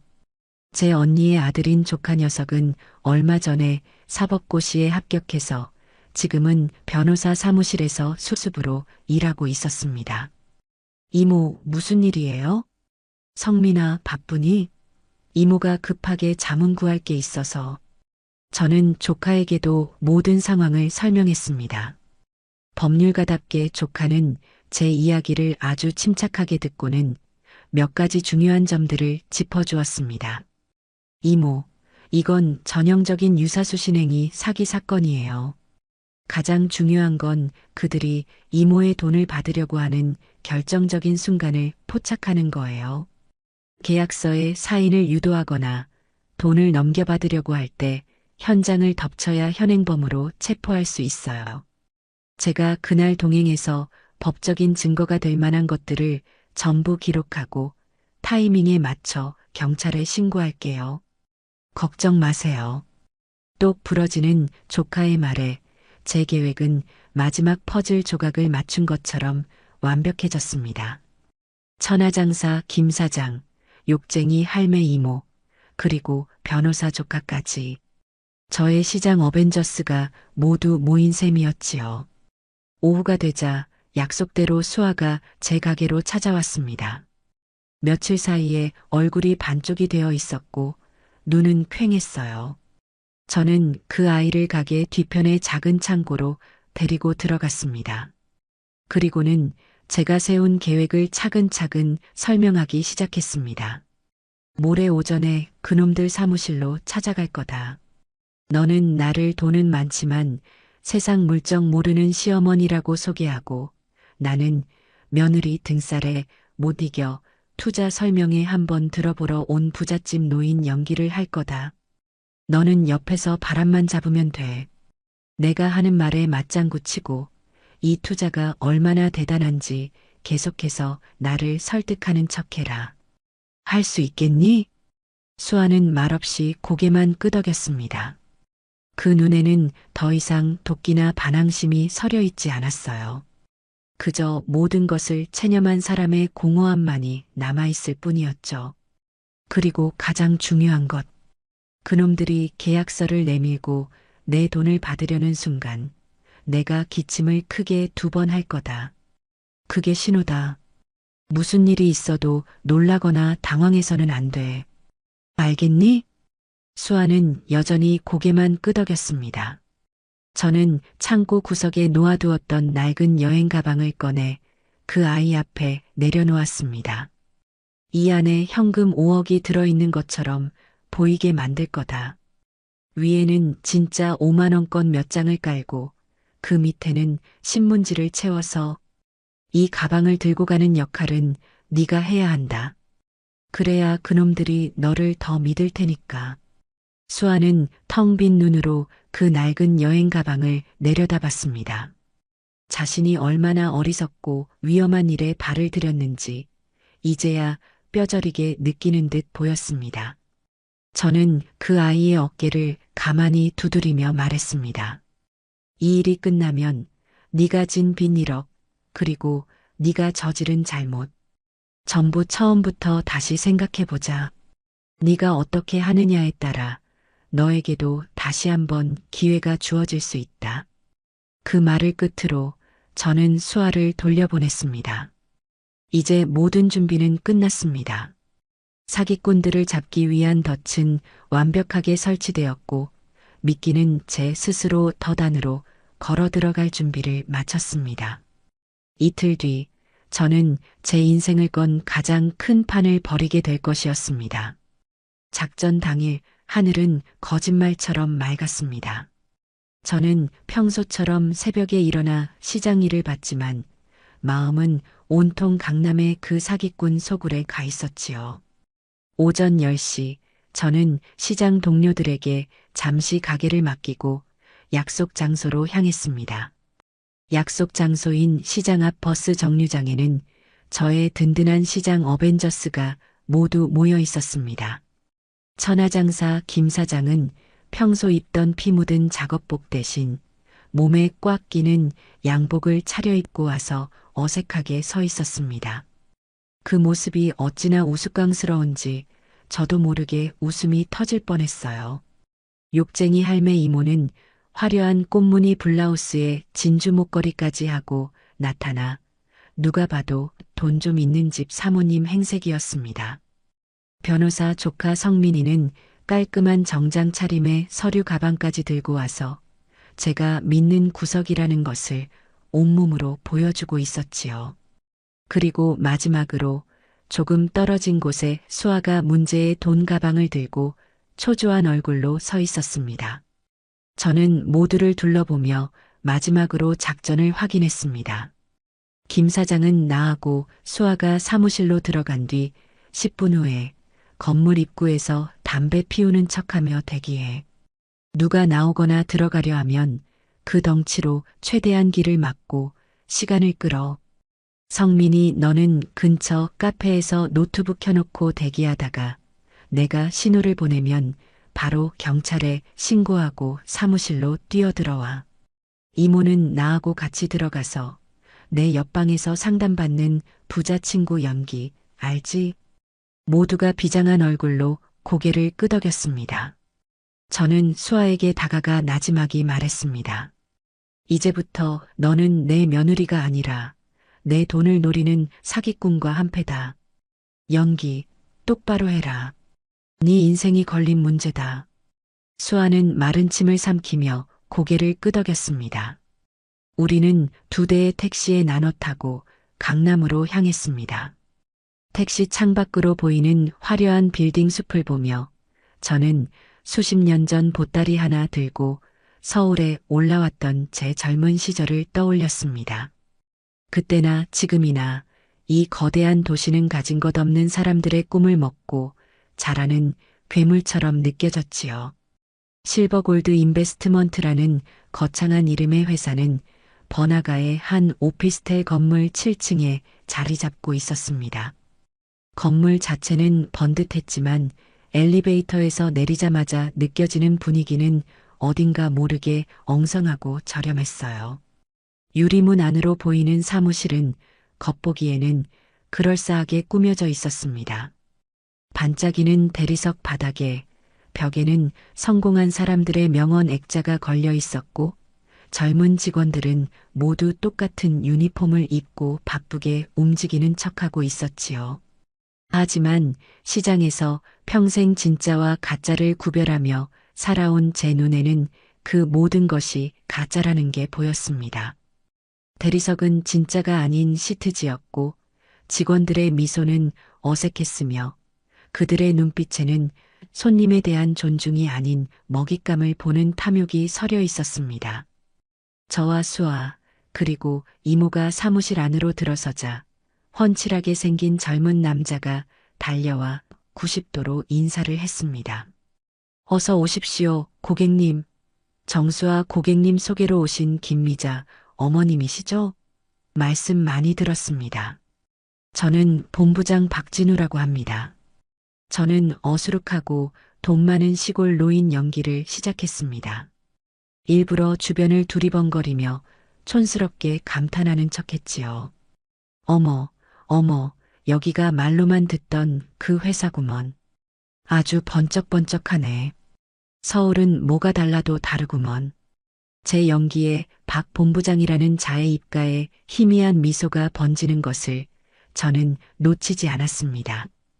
그는 저를 완전히 쉬운 먹잇감으로 판단한 듯 보였어요. 수아는 옆에서 제 팔짱을 끼고 거들었습니다. 어머니, 제가 말씀드렸죠? 정말 믿을 수 있는 곳이라고. 박 본부장님이 업계에서 제일 유능하신 분이세요. 이모는 나는 저쪽 방에서 상담 좀 받고 올게. 미자야, 너도 설명 잘 들어봐. 이거 완전 대박이라더라라며 자연스럽게 옆에 있는 상담실로 들어갔습니다. 박 본부장은 저희를 가장 안쪽에 있는 VIP 상담실로 안내했습니다.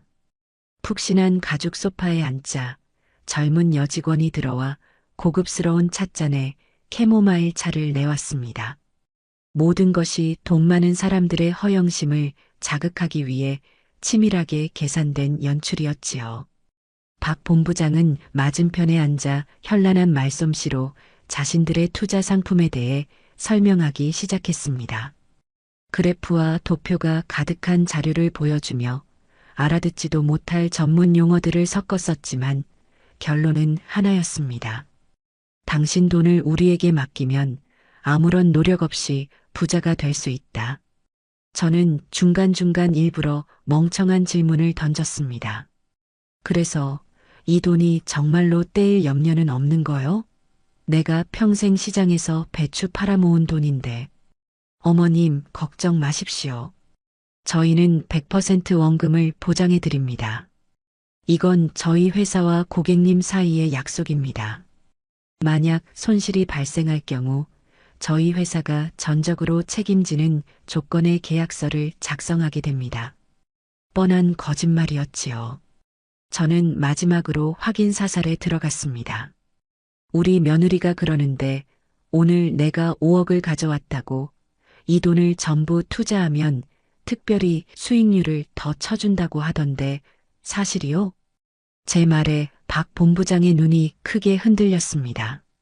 그는 흥분을 감추려는 듯 헛기침을 한번 하더니 옆에 있던 수아가 들고 온 여행 가방을 힐끔 쳐다봤습니다. 아, 네. 물론입니다, 어머님. 오늘 바로 계약하시면 저희가 VIP 고객님으로 모시고 추가 수익률 5%를 더 얹어드리겠습니다. 정말 잘 생각하셨습니다. 놈이 완전히 미끼를 문 순간이었습니다. 그는 곧장 계약서 2부를 가져와 제 앞에 내밀었습니다. 수아는 옆에서 어머니 잘 생각하셨어요. 여기에 도장만 찍으시면 돼요라며 제 손에 펜을 쥐어주었습니다. 저는 펜을 든 채 잠시 망설이는 연기를 했습니다. 그리고는 박 본부장을 쳐다보며 말했지요. 그 전에 내가 확인해 볼 게 하나 있는데. 저는 주머니에서 제 낡은 휴대폰을 꺼내 어제 녹음했던 파일을 재생했습니다. 스피커를 통해 수아와 저의 대화가 상담실 안에 울려 퍼지기 시작했어요. 진작 그러셨어야죠. 어머니가 처음부터 저를 믿고 도와주셨으면 일이 이렇게까지 꼬이지도 않았잖아요. 그럼 네가 그동안 나한테 투자하라고 했던 게 사실은 네가 이미 잃은 돈을 메꾸기 위해서였구나. 그래요. 맞아요. 제가 뭘 그렇게 잘못했는데요? 녹음 파일이 재생되는 동안 박 본부장의 얼굴은 하얗게 질려갔습니다. 상황 파악이 끝난 그는 자리에서 벌떡 일어나 문 쪽으로 도망치려 했습니다. 바로 그 순간이었습니다. 저는 약속했던 대로 목이 터져라 기침을 2번 했습니다. 쿨럭, 쿨럭. 제 기침 소리와 동시에 상담실 문이 벌컥 열리며 변호사 조카 성민이가 들어왔습니다. 성민이는 휴대폰으로 동영상을 촬영하며 소리쳤습니다. 움직이지 마십시오. 지금 여러분의 사기 행각은 전부 녹화되고 있습니다. 유사수 신행위의 규제에 관한 법률 위반 현행범으로 지금 즉시 경찰에 신고했습니다. 박 본부장은 성민이를 밀치고 밖으로 뛰쳐나갔습니다. 하지만 사무실 밖 복도에는 천하장사 김 사장이 팔짱을 낀 채 산처럼 버티고 서 있었지요. 도망가려던 박 본부장과 다른 직원들은 김 사장의 거대한 덩치와 험악한 인상에 기가 질려 그 자리에 얼어붙었습니다. 옆방에서 뛰쳐나온 욕쟁이 할매 이모는 이런 도둑놈의 자식들, 남의 등골 빼먹는 놈들은 다 잡아가둬야 돼, 라며 고함을 쳤습니다. 몇 분 뒤 사이렌 소리와 함께 경찰들이 들이닥쳤습니다. 사무실은 순식간에 아수라장이 되었고 사기꾼 일당은 모두 그 자리에서 수갑을 차고 말았습니다. 모든 것이 제 계획대로였습니다. 저는 소파에 조용히 앉아 경찰들에게 연행되어 가는 그들의 초라한 뒷모습을 지켜봤습니다. 제 옆에는 수아가 넋이 나간 얼굴로 서 있었고 제 주변에는 든든한 시장 어벤져스가 저를 지키고 서 있었습니다. 시원한 바람이 열린 창문으로 불어와 제 뺨을 스치고 지나갔습니다. 길고 길었던 갈등의 한가운데를 통과한 기분이었습니다. 경찰서에서 참고인 조사를 마치고 나왔을 때는 이미 해가 뉘엿뉘엿 지고 있었습니다. 하늘은 아름다운 주황빛으로 물들고 있었지만 제 마음은 무겁기만 했어요. 경찰서 앞에는 조사를 마친 수아와 연락을 받고 달려온 아들 명수가 고개를 푹 숙인 채 저를 기다리고 있었습니다. 명수는 모든 자초지종을 경찰 조사를 통해 전해 들은 모양이었어요. 그 아이의 얼굴에는 충격과 혼란, 그리고 저에 대한 미안함이 뒤섞여 있었습니다. 집으로 돌아오는 차 안에서는 그 누구도 입을 열지 않았습니다. 명수가 운전하는 낡은 차는 침묵의 무게를 싣고 도시의 불빛 사이를 달렸습니다. 저는 창밖만 바라봤고 수아는 뒷좌석에서 고개를 숙인 채 계속해서 어깨를 들썩이고 있었지요. 명수는 백미러로 연신 제 눈치를 살폈지만 저는 아는 척도 하지 않았습니다. 지금은 그 어떤 위로나 섣부른 용서도 필요 없는 시간이었습니다. 오직 혹독한 진실을 마주해야만 하는 시간이었지요. 저희 집 거실에 세 사람이 마주 앉았을 때 무거운 침묵이 다시 저희를 짓눌렀습니다. 찻잔에 담긴 따뜻한 보리차가 다 식어갈 때쯤 먼저 침묵을 깬 것은 수아였습니다. 그 아이는 소파에 앉아있던 자리에서 스르르 내려와 제 앞에 무릎을 꿇었습니다. 그리고는 이마가 바닥에 닿을 정도로 깊이 고개를 숙였어요.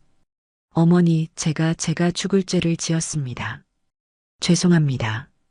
수아의 목소리는 형편없이 갈라져 나왔습니다. 그동안의 연기와는 다른 진심에서 우러나오는 절망과 후회의 목소리였습니다. 제가 어리석었습니다. 제 욕심 때문에 어머니와 명수 씨에게 씻을 수 없는 상처를 드렸어요.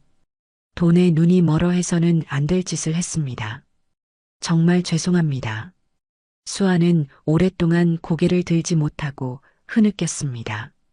그 모습을 지켜보던 명수도 결국 참았던 눈물을 터뜨리고 말았습니다. 아들놈도 제 앞에 무릎을 꿇고 앉아 울먹이며 말했어요. 어머니, 제가 잘못했어요. 제가 어리석었어요. 어머니 말씀을 믿지 않고 수아 편만 들면서 어머니 가슴에 못을 박았어요. 어머니가 저희를 구하려고 그렇게 애쓰시는 동안 저는 아무것도 모르고 어머니를 원망만 했어요. 죄송해요, 엄마. 정말 죄송해요. 두 아이가 제 앞에서 눈물로 무너져 내리는 모습을 보니 제 마음도 편치 않았습니다.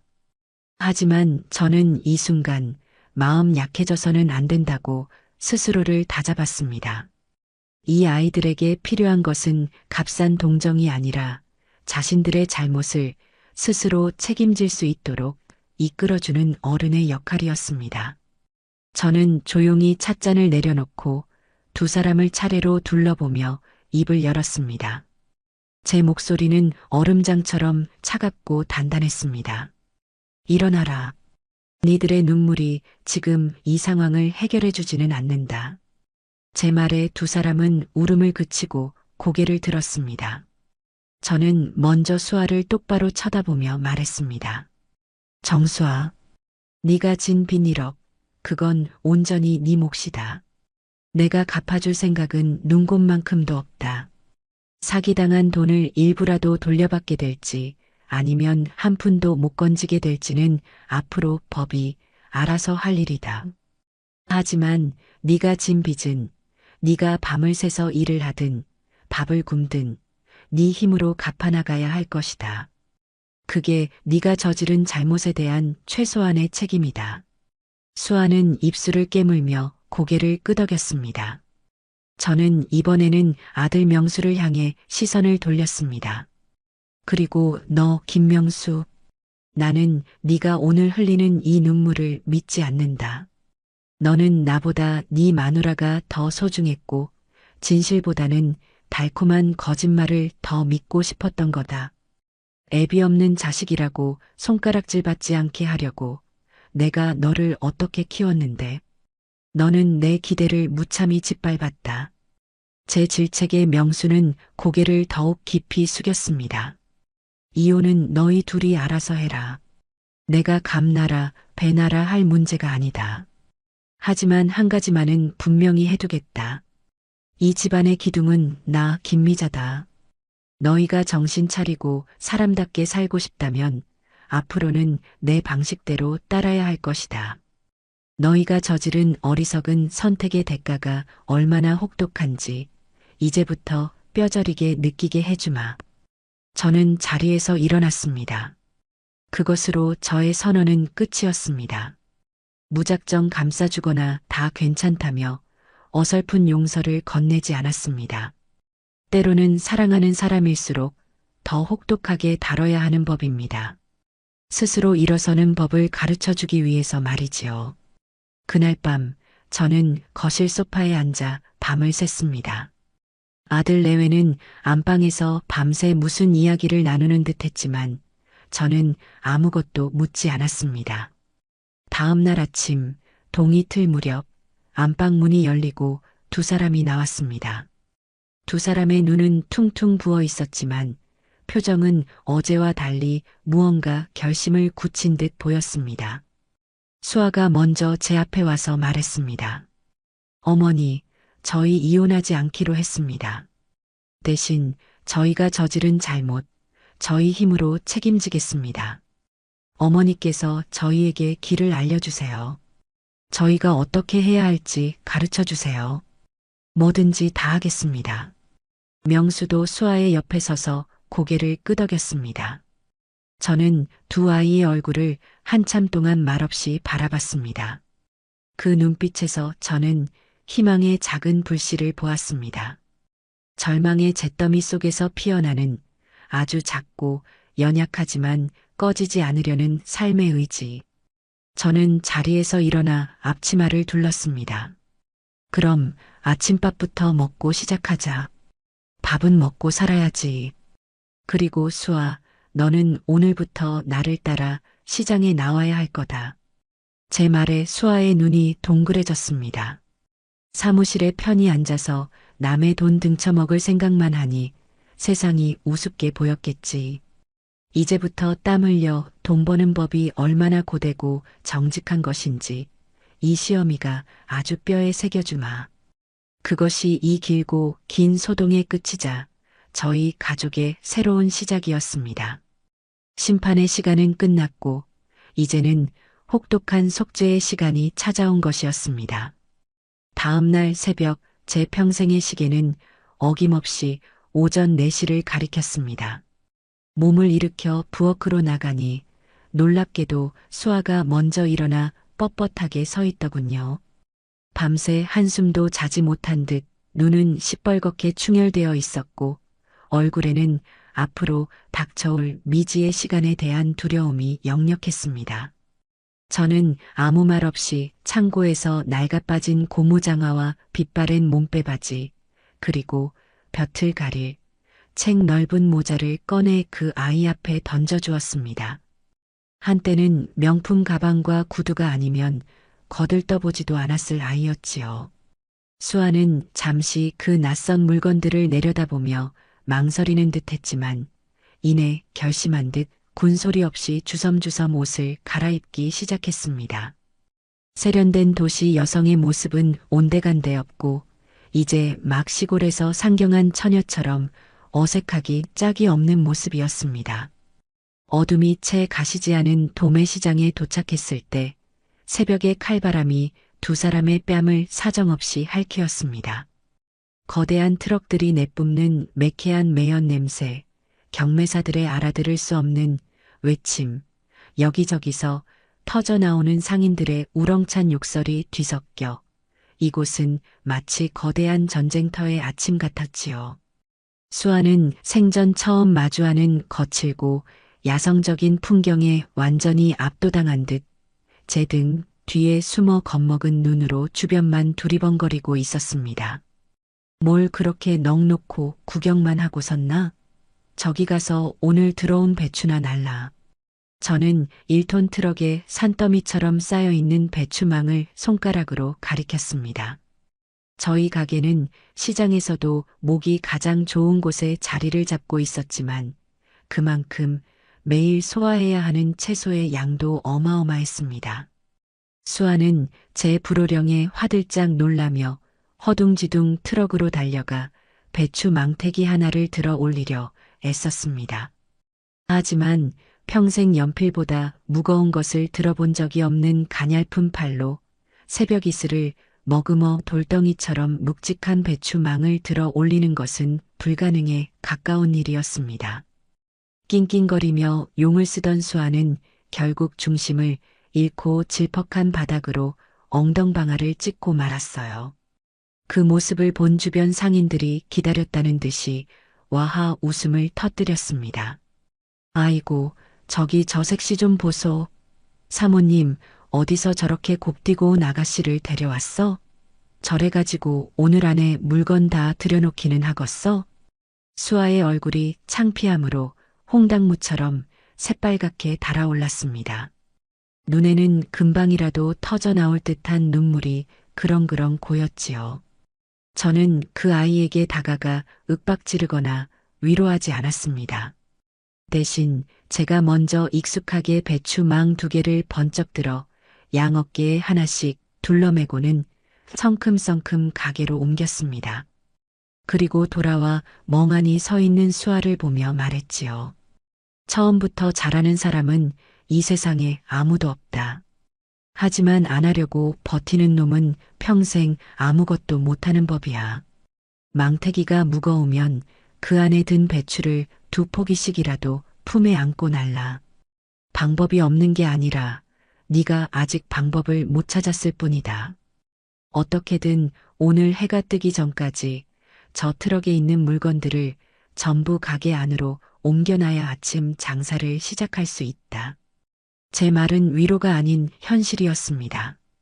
수아는 입술을 피가 나도록 꽉 깨물더니 자리에서 벌떡 일어났습니다. 그리고는 제 말대로 망태기에서 배추를 한 포기씩 꺼내 품에 안고 나르기 시작했어요. 수십 번, 아니 수백 번을 오가고 나서야 거대한 트럭의 짐칸은 바닥을 드러냈습니다. 수아의 이마와 등은 온통 땀으로 젖어 있었고 숨은 턱까지 차올라 금방이라도 쓰러질 것만 같았지요. 그것이 그 아이가 제 인생에서 처음으로 온전히 제 육신을 움직여 땀 흘려 일한 첫 번째 고된 노동이었습니다. 제 가르침은 혹독하고 집요했습니다. 저는 수아에게 아주 사소한 요령조차 알려주지 않았어요. 모든 것을 몸으로 직접 부딪혀 깨닫게 만들었습니다. 가장 먼저 시킨 일은 하루 종일 쪼그려 앉아 채소를 다듬는 일이었습니다. 시든 잎을 떼어내고 흙 묻은 뿌리를 칼로 잘라내고 상품 가치가 없는 것들을 골라내는 단순하지만 끝없는 작업이었지요. 수아의 희고 곱던 손가락은 하루 만에 흙물이 시커멓게 들었고 서툰 칼질에 여기저기 생채기가 나기 시작했습니다. 저녁 무렵 가게 문을 닫고 집에 돌아가면 수아는 허리가 끊어질 듯 아프다며 소리 없는 신음을 흘렸고 파스를 덕지덕지 붙이고서야 겨우 잠이 들곤 했습니다. 다음으로 가르친 것은 저울을 다루고 돈을 계산하는 법이었습니다. 암산이 느린 수아는 손님들이 몰려들 때마다 허둥대기 일쑤였고 돈을 잘못 거슬러줘 손해를 보기도 했습니다. 그럴 때마다 저는 모르는 척 내버려 두었습니다. 자신의 실수가 어떤 결과를 가져오는지, 그로 인해 우리가 얼마나 손해를 보게 되는지를 직접 느껴야만 정신을 차릴 수 있을 테니까요. 며칠을 그렇게 돈을 축내고 나서야 수아는 밤에 잠을 줄여가며 거스름돈 계산을 연습하기 시작했습니다. 가장 힘들어했던 것은 역시 손님을 상대하는 일이었습니다. 수아는 처음에는 예전 버릇을 버리지 못하고 손님들에게 백화점 직원처럼 어색하고 과장된 친절을 베풀려 했습니다. 고객님, 오늘 들어온 이 시금치는 아주 신선하고 품질이 좋습니다. 비타민이 풍부해서 피로 회복에도 그만이랍니다. 하지만 시장 바닥에서 그런 고상한 화법은 통하지 않았습니다. 깐깐하기로 소문난 단골 할머니에게 제대로 면박을 당하고 말았지요. 아가씨는 뭔 말을 그렇게 책 읽듯이 한대? 그냥 시금치 한 단 달라고. 그리고 내가 비타민 많은 거 몰라서 사러 왔겠어? 덤이나 넉넉하게 얹어줄 생각이나 해.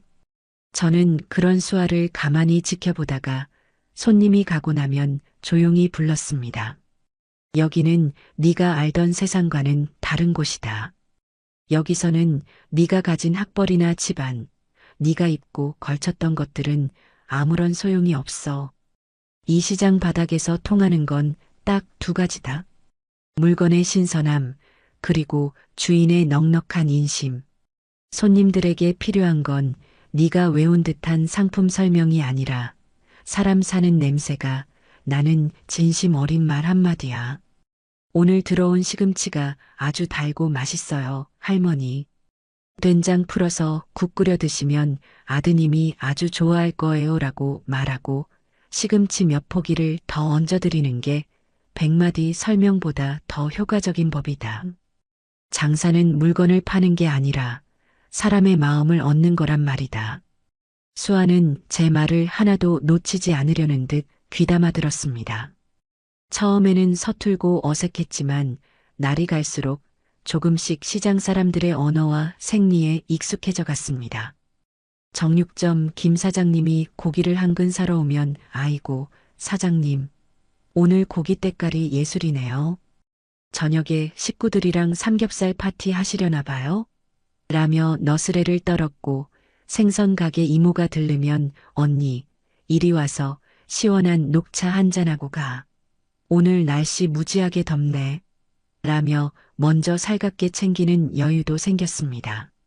그 아이의 말투에서 상대를 얕잡아 보던 교묘한 가시가 완전히 빠지고 그 자리에 투박하지만 정겨운 온기가 채워지고 있었습니다. 물론 그 모든 과정이 순탄하기만 했던 것은 아닙니다. 한 달쯤 지났을까요? 그날은 유난히 장사가 힘든 날이었습니다. 온종일 고된 노동에 시달린 수아는 결국 가게 뒤편 창고 구석에 쭈그려 앉아 어깨를 들썩이며 소리 없이 눈물을 훔쳤습니다. 그 아이도 후회와 서러움 그리고 막막함이 왜 없었겠어요. 화려했던 과거와 초라하기 짝이 없는 현실을 비교하며 이 모든 것을 포기하고 싶었을지도 모릅니다. 저는 모르는 척 그 아이가 눈물을 그치고 스스로 일어설 때까지 기다려 주었습니다. 잠시 후 수아는 벌겋게 부은 눈가를 소매로 쓱 닦고는 아무 일 없었다는 듯이 다시 나와 묵묵히 제 할 일을 했습니다. 저는 그 모습을 보며 그 아이가 이제 나약한 자신과 싸워 이기는 법을 조금씩 배우고 있다는 것을 느낄 수 있었어요. 아들 명수도 그 시간 동안 철저하게 달라졌습니다. 녀석은 퇴근하면 넥타이도 풀지 않은 채 곧장 시장으로 달려와 가게 마감하는 것을 도왔습니다. 수아가 하루 종일 쪼그려 앉아 다듬었던 채소 찌꺼기들을 치우고 악취가 나는 음식물 쓰레기통을 비우고 무거운 좌판을 함께 나르고 바닥에 물을 뿌려 청소하는 것은 온전히 명수의 몫이었습니다. 주말에는 새벽부터 일어나 배달 아르바이트까지 하며 단돈 10,000원이라도 더 벌기 위해 애썼지요. 집에 돌아가면 피곤에 지쳐 쓰러져 잠든 아내의 퉁퉁 부은 다리를 주물러주고 상처난 손에 정성껏 약을 발라주었습니다. 맹목적인 사랑에 눈이 멀어 아내의 허물조차 제대로 보지 못했던 과거의 어리석은 남편이 아니었어요. 이제는 아내의 고통과 삶의 무게를 함께 나누고 온전히 책임지려 하는 진짜 가장으로 거듭나고 있었습니다. 2달이 훌쩍 지난 어느 날 수아는 처음으로 월급이라는 것을 받게 되었습니다. 저는 다른 직원들과 똑같이 그 아이가 일한 날짜를 정확하게 계산해서 일당을 쳐주었지요. 낡고 누런 봉투에 현금을 담아 수아에게 건네자 그 아이는 마치 아주 귀한 물건이라도 되는 양 떨리는 손으로 봉투를 받아들었습니다. 그리고는 그 안에 든 꼬깃꼬깃한 지폐들을 한참 동안 말없이 내려다보더군요. 그 아이의 눈에 그렁그렁 눈물이 고였습니다. 100만 원이 조금 넘는 어찌 보면 하찮은 액수였지만 그 돈은 수아가 제 인생에서 처음으로 정직한 땀을 흘려본 돈이었습니다. 그 돈의 진짜 가치와 무게를 이제야 비로소 뼈저리게 깨닫게 된 것이겠지요. 수아는 그 돈 봉투를 제게 다시 내밀었습니다. 어머니, 이걸로는 제가 진 빚을 갚기에 턱없이 부족해요. 이걸로라도 빚 갚는데 보태주세요. 저는 그 봉투를 받지 않고 단호하게 수아의 손을 밀어냈습니다. 아니다. 이건 네가 피땀 흘려본 네 인생의 첫 월급이다.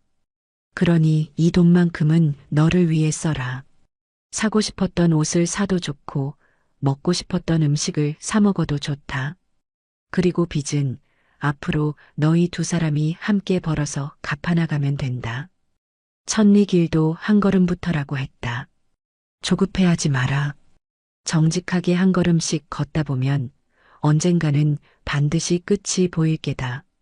제 말에 수아는 결국 참았던 눈물을 터뜨리고 말았습니다. 그 눈물은 지난날의 후회나 서러움의 눈물이 아니었습니다. 고된 노동의 신성한 대가를 통해 새로운 삶의 의미와 희망을 발견한 자의 뜨겁고 맑은 감격의 눈물이었습니다. 그날 밤 저희 3사람은 오랜만에 집에서 함께 저녁을 먹었습니다.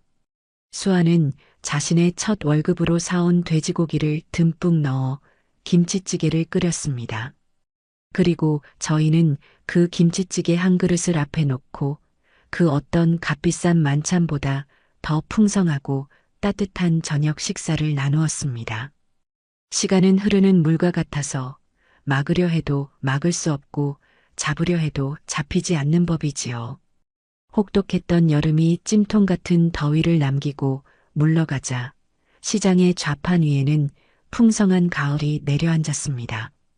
그리고 그 가을이 매서운 겨울바람에 자리를 내어줄 때까지 저희 가족에게는 참으로 많은 변화가 있었습니다. 가장 놀라운 변화는 역시 며느리 수아였습니다. 이제 수아는 제가 알던 과거의 그 철없고 교만했던 아이가 아니었어요. 처음 시장에 나왔을 때 어쩔 수 없이 억지로 입었던 몸빼바지와 고무장화는 이제 그 아이에게 세상에서 가장 편안하고 익숙한 작업복이 되었습니다. 배곡처럼 희고 가늘기만 하던 손가락은 사계절 내내 흙과 물을 만진 탓에 굳은 살이 깊게 박이고 마디마디가 굵어져 영락없는 시장 상인의 투박한 손이 되었지요. 하지만 저는 알고 있었습니다. 그 어떤 화려한 보석 반지보다 거칠어진 그 아이의 손이 수천 배는 더 아름답고 귀하다는 것을요. 수아는 이제 척 보기만 해도 어떤 배추가 속이 꽉 찼는지, 어떤 무가 더 단단하고 맛있는지를 저보다 더 잘 골라냈습니다. 손님들과 스스럼 없이 거친 농담을 주고받으며 단골을 만드는 수완도 제법 늘었지요. 교묘하게 가시를 세우고 상대를 깎아내리던 예전의 말투는 흔적도 없이 사라지고 그 자리에는 괄괄하지만 사람 냄새나는 시장의 언어가 완벽하게 자리 잡았습니다. 한 번은 이런 일도 있었습니다.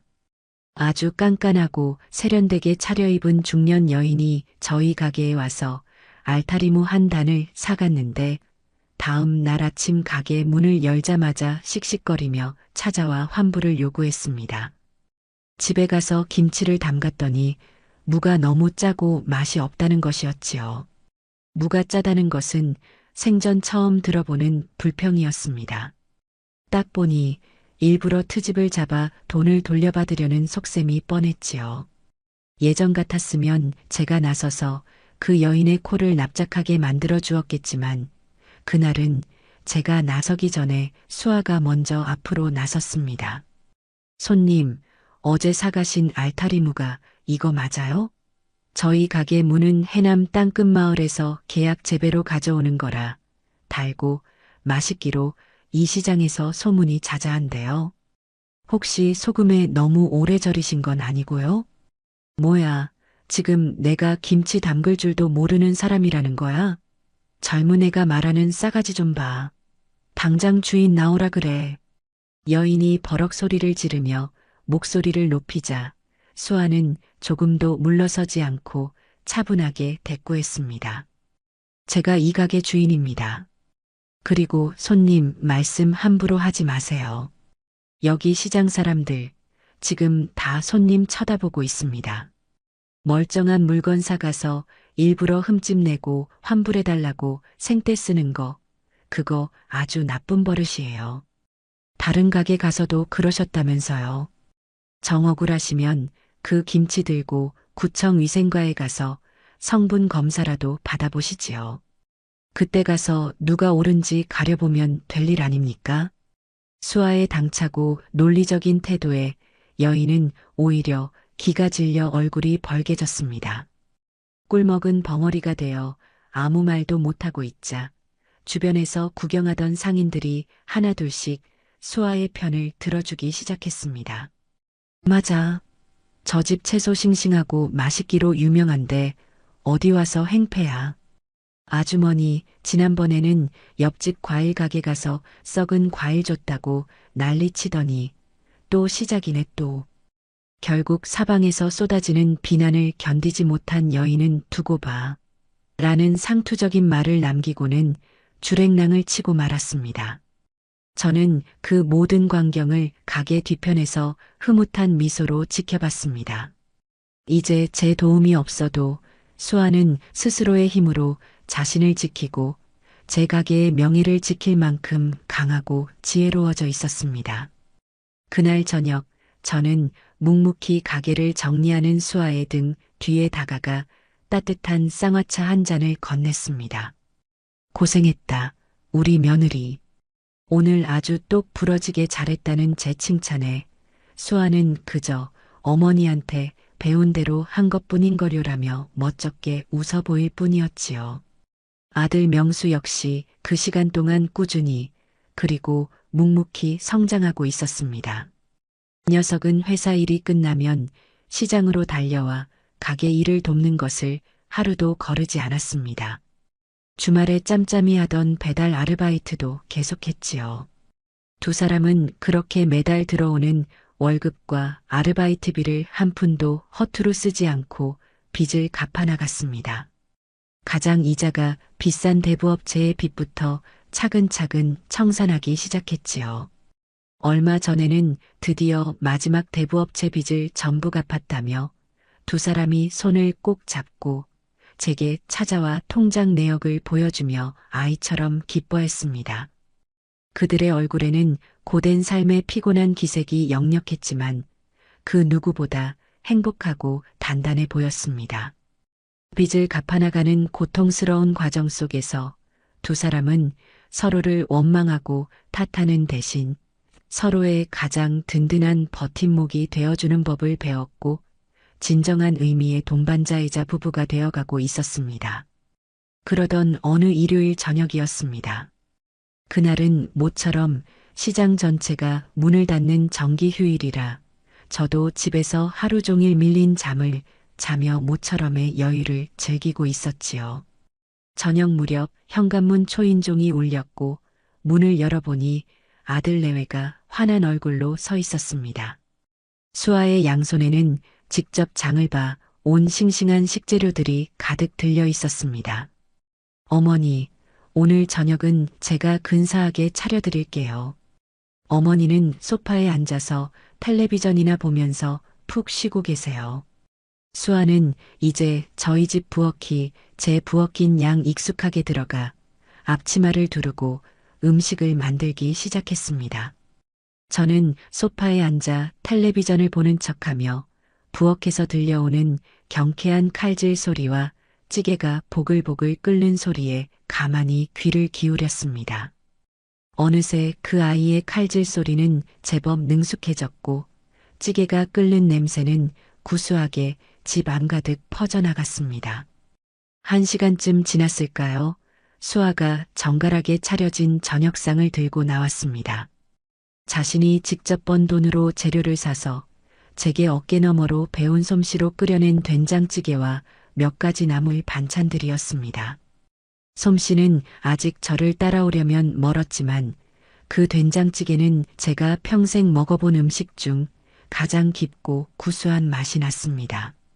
저희 세 사람은 오랜만에 한 식탁에 둘러앉아 함께 밥을 먹었습니다. 예전처럼 서로의 눈치를 보며 이어가던 불편한 침묵이나 서로에게 상처를 주던 가시 돋친 대화는 없었습니다.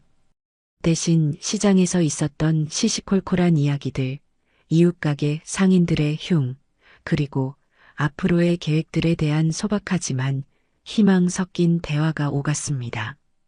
식사를 거의 마칠 무렵 수아가 뜸을 들이다 조심스럽게 입을 열었습니다.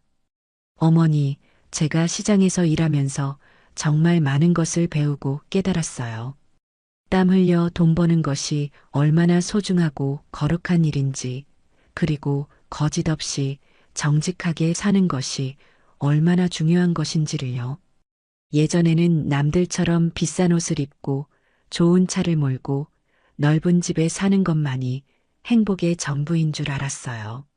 하지만 지금은 아니에요. 수아는 식탁 너머로 손을 뻗어 제 손을 가만히 잡으며 말했습니다. 그 아이의 손은 굳은 살이 단단히 박여 거칠었지만 그 어떤 손보다 따뜻하고 정직했습니다. 지금은 고된 하루 일을 마치고 명수 씨랑 나란히 집으로 돌아가는 그 시간이, 그리고 주말마다 어머니랑 시장에서 함께 일하는 이 시간이 제게는 가장 큰 행복이에요. 저같이 어리석었던 사람을 포기하지 않아주셔서 길을 잃고 헤매던 저를 다시 사람답게 살 수 있도록 이끌어주셔서 정말 감사해요. 어머니. 그 진심 어린 고백에 저는 아무 대답도 하지 못하고 그저 수아의 손을 더 힘주어 마주 잡아줄 뿐이었습니다. 마음 한구석에서 뜨거운 무언가가 울컥 차오르는 것을 느꼈지요. 식사를 마치고 설거지까지 깨끗하게 마친 수아는 돌아가기 전 제게 낡은 통장 하나를 내밀었습니다. 그동안 가게에서 일하며 받은 월급을 한 푼도 쓰지 않고 꼬박꼬박 모은 통장이었습니다. 어머니, 이건 저희가 갚아야 할 돈의 일부예요. 비록 큰 돈은 아니지만 저희의 마음이니 꼭 받아주세요. 저는 그 통장을 받지 않고 단호하게 수아의 손으로 다시 밀어 넣었습니다. 됐다. 그 돈은 이제 너희들 돈이다. 그동안 정말 고생 많았다. 이제부터는 그 돈을 종잣돈 삼아 너희들 미래를 위해 계획을 세워봐라. 시장 한편에 작은 가게라도 하나 얻어서 너희들만의 장사를 한번 시작해보는 것도 좋을 게다. 이제 너는 그럴 자격이 충분하고도 남는다. 제 말에 수아와 명수의 눈이 믿을 수 없다는 듯이 동그래졌습니다. 그것이 제가 그 아이에게 제 방식대로 건네는 완전한 용서이자 두 아이의 새로운 시작을 진심으로 응원하는 축복이었습니다. 두 사람은 돌아가는 길에 현관문 앞에서 한참 동안 저를 향해 아주 깊이 허리를 숙였습니다. 그 모습 위로 따뜻한 거실의 불빛이 쏟아져 내리고 있었습니다. 저희 가족은 그렇게 길고 어두웠던 터널을 마침내 빠져나와 다시 따뜻한 빛 속에서 하나가 되고 있었습니다. 그 후로 또 한 해의 세월이 무심하게 흘러갔습니다. 저희 가족에게 길게 드리워져 있던 그늘은 이제 흔적도 없이 완전히 걷혔고 그 자리에는 소란스럽지만 평온하고 가난하지만 소박한 행복이 따뜻하게 자리 잡았지요. 저희를 나락으로 빠뜨릴 뻔했던 실버골드 인베스트먼트 금융 사기 사건은 저희의 신고를 기점으로 대대적인 경찰 수사가 이루어져 언론에 크게 보도되었습니다. 주범이었던 박 본부장을 비롯한 사기꾼 일당은 모두 재판에 넘겨져 각자 저지른 죄의 무게에 걸맞은 무거운 징역형을 선고받았다는 소식이 신문 사회면에 작은 기사로 실렸습니다. 피해자들이 힘을 합쳐 민사소송을 진행한 덕분에 피해 금액의 일부라도 돌려받게 되었다는 소식도 들려왔지만 저희는 애초에 그 돈을 기대하지도 바라지도 않았습니다. 이미 저희는 잃어버린 돈과는 비교할 수도 없이 소중한 것들을 얻었으니까요. 제 이야기는 어느새 시장 바닥에 전설이 되어 저는 사기꾼 잡는 여장부라는 다소 거창한 별명으로 불리게 되었습니다. 시장 동료들은 저만 보면 마치 큰 영웅이라도 만난 것처럼 치켜세우며 그날의 무용담을 다시 한번 이야기해달라고 졸라댔지요. 누님, 그때 정말 영화의 한 장면 같았습니다. 누님이 딱 버티고 서서 호통을 치시는데 어찌나 멋있던지 그놈들 혼쭐 나는 거 보고 제 속이 다 시원했다니까요. 정육점 김 사장은 아직도 그날의 흥분이 가시지 않은 듯 고기를 썰다가도 저만 보면 엄지손가락을 척 치켜세웠습니다. 욕쟁이 할매 이모는 한술 더 떴지요. 야, 김미자. 듣자 하니 네가 무슨 용감한 시민상인가 뭔가도 받았다며? 아주 출세했네, 출세했어. 우리가 아예 시장 의적단이라도 하나 차릴까? 내가 행동대장 맡을 테니 너는 두목해라. 이 나라 좀도둑들은 우리가 다 쓸어버리는 거야. 저는 그저 나이 들어서 주책들이다라며 손사래를 치고 껄껄 웃을 뿐이었지만 위기의 순간에 제 일처럼 발벗고 나서준 든든한 이웃들이 있다는 사실에 마음 한구석이 늘 훈훈하고 따뜻했습니다. 그러던 어느 날 뜻밖의 손님이 제 가게로 찾아왔습니다. 바로 지난번 사기 사건을 담당했던 그 젊은 형사였습니다. 저는 또 무슨 일이 생겼나 싶어 가슴이 덜컥 내려앉았지요. 하지만 형사는 인자한 미소를 지으며 제게 작은 봉투 하나를 내밀었습니다. 조심스럽게 열어보니 용감한 시민상이라는 큼지막한 글씨와 함께 제 이름 석자가 뚜렷하게 적힌 표창장이었습니다. 김미자 어머님께서 보여주신 용기 덕분에 저희가 사회의 독버섯 같은 대규모 금융사기 조직을 일망타진할 수 있었습니다. 다른 피해자분들도 어머님 덕분에 두려움을 이겨내고 수사에 적극적으로 협조해 주셨고요. 그래서 저희 서장님께서 어머님께 꼭 직접 감사를 표하고 싶다고 하셨습니다. 저는 어색하고 쑥스러워 손사래를 쳤습니다. 아이고, 내가 뭘 했다고 이런 귀한 걸 다 주십니까? 당연히 해야 할 일을 한 것뿐인데 뭘요? 아닙니다, 어머님. 그리고 저희가 어머님께 염치 없지만 부탁드릴 것이 하나 더 있습니다. 형사는 조심스럽게 말을 이었습니다.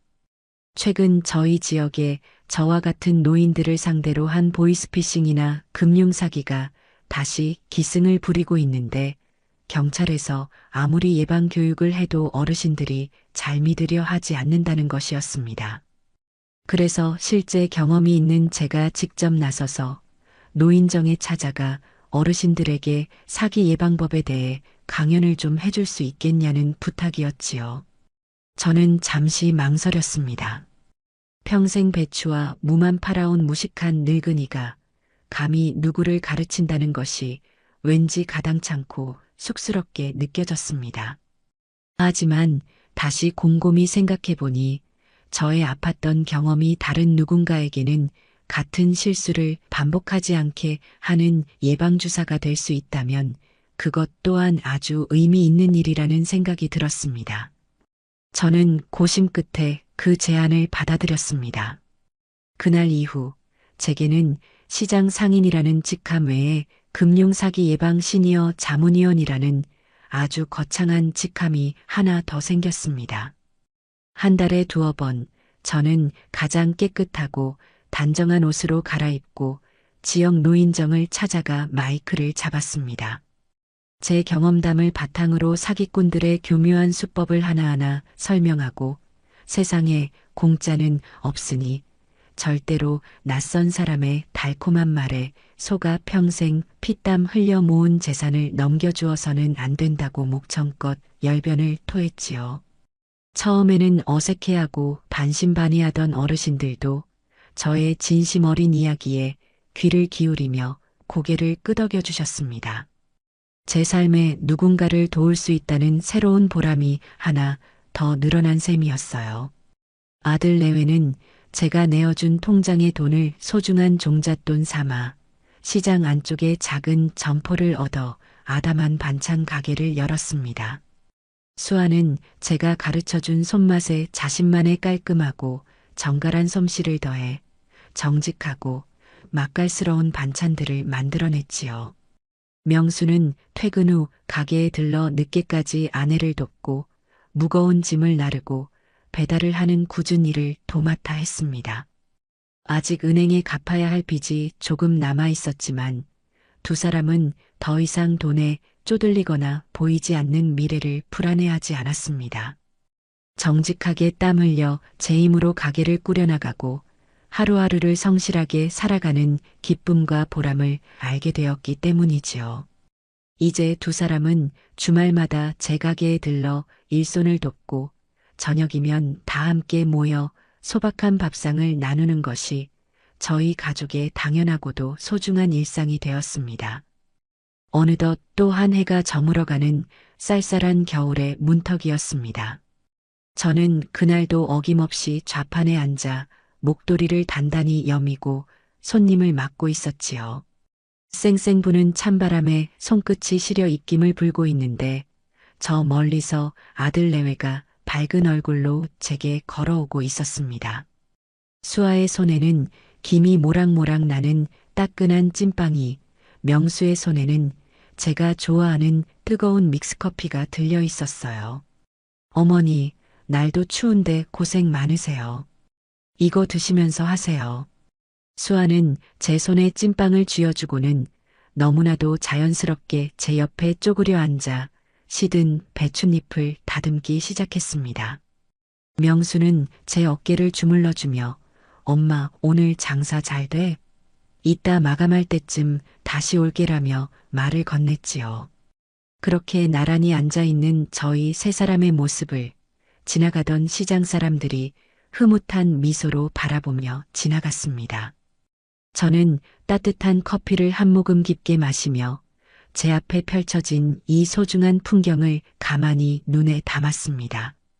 지난 몇 년간 참으로 길고 험난한 시간을 건너왔습니다.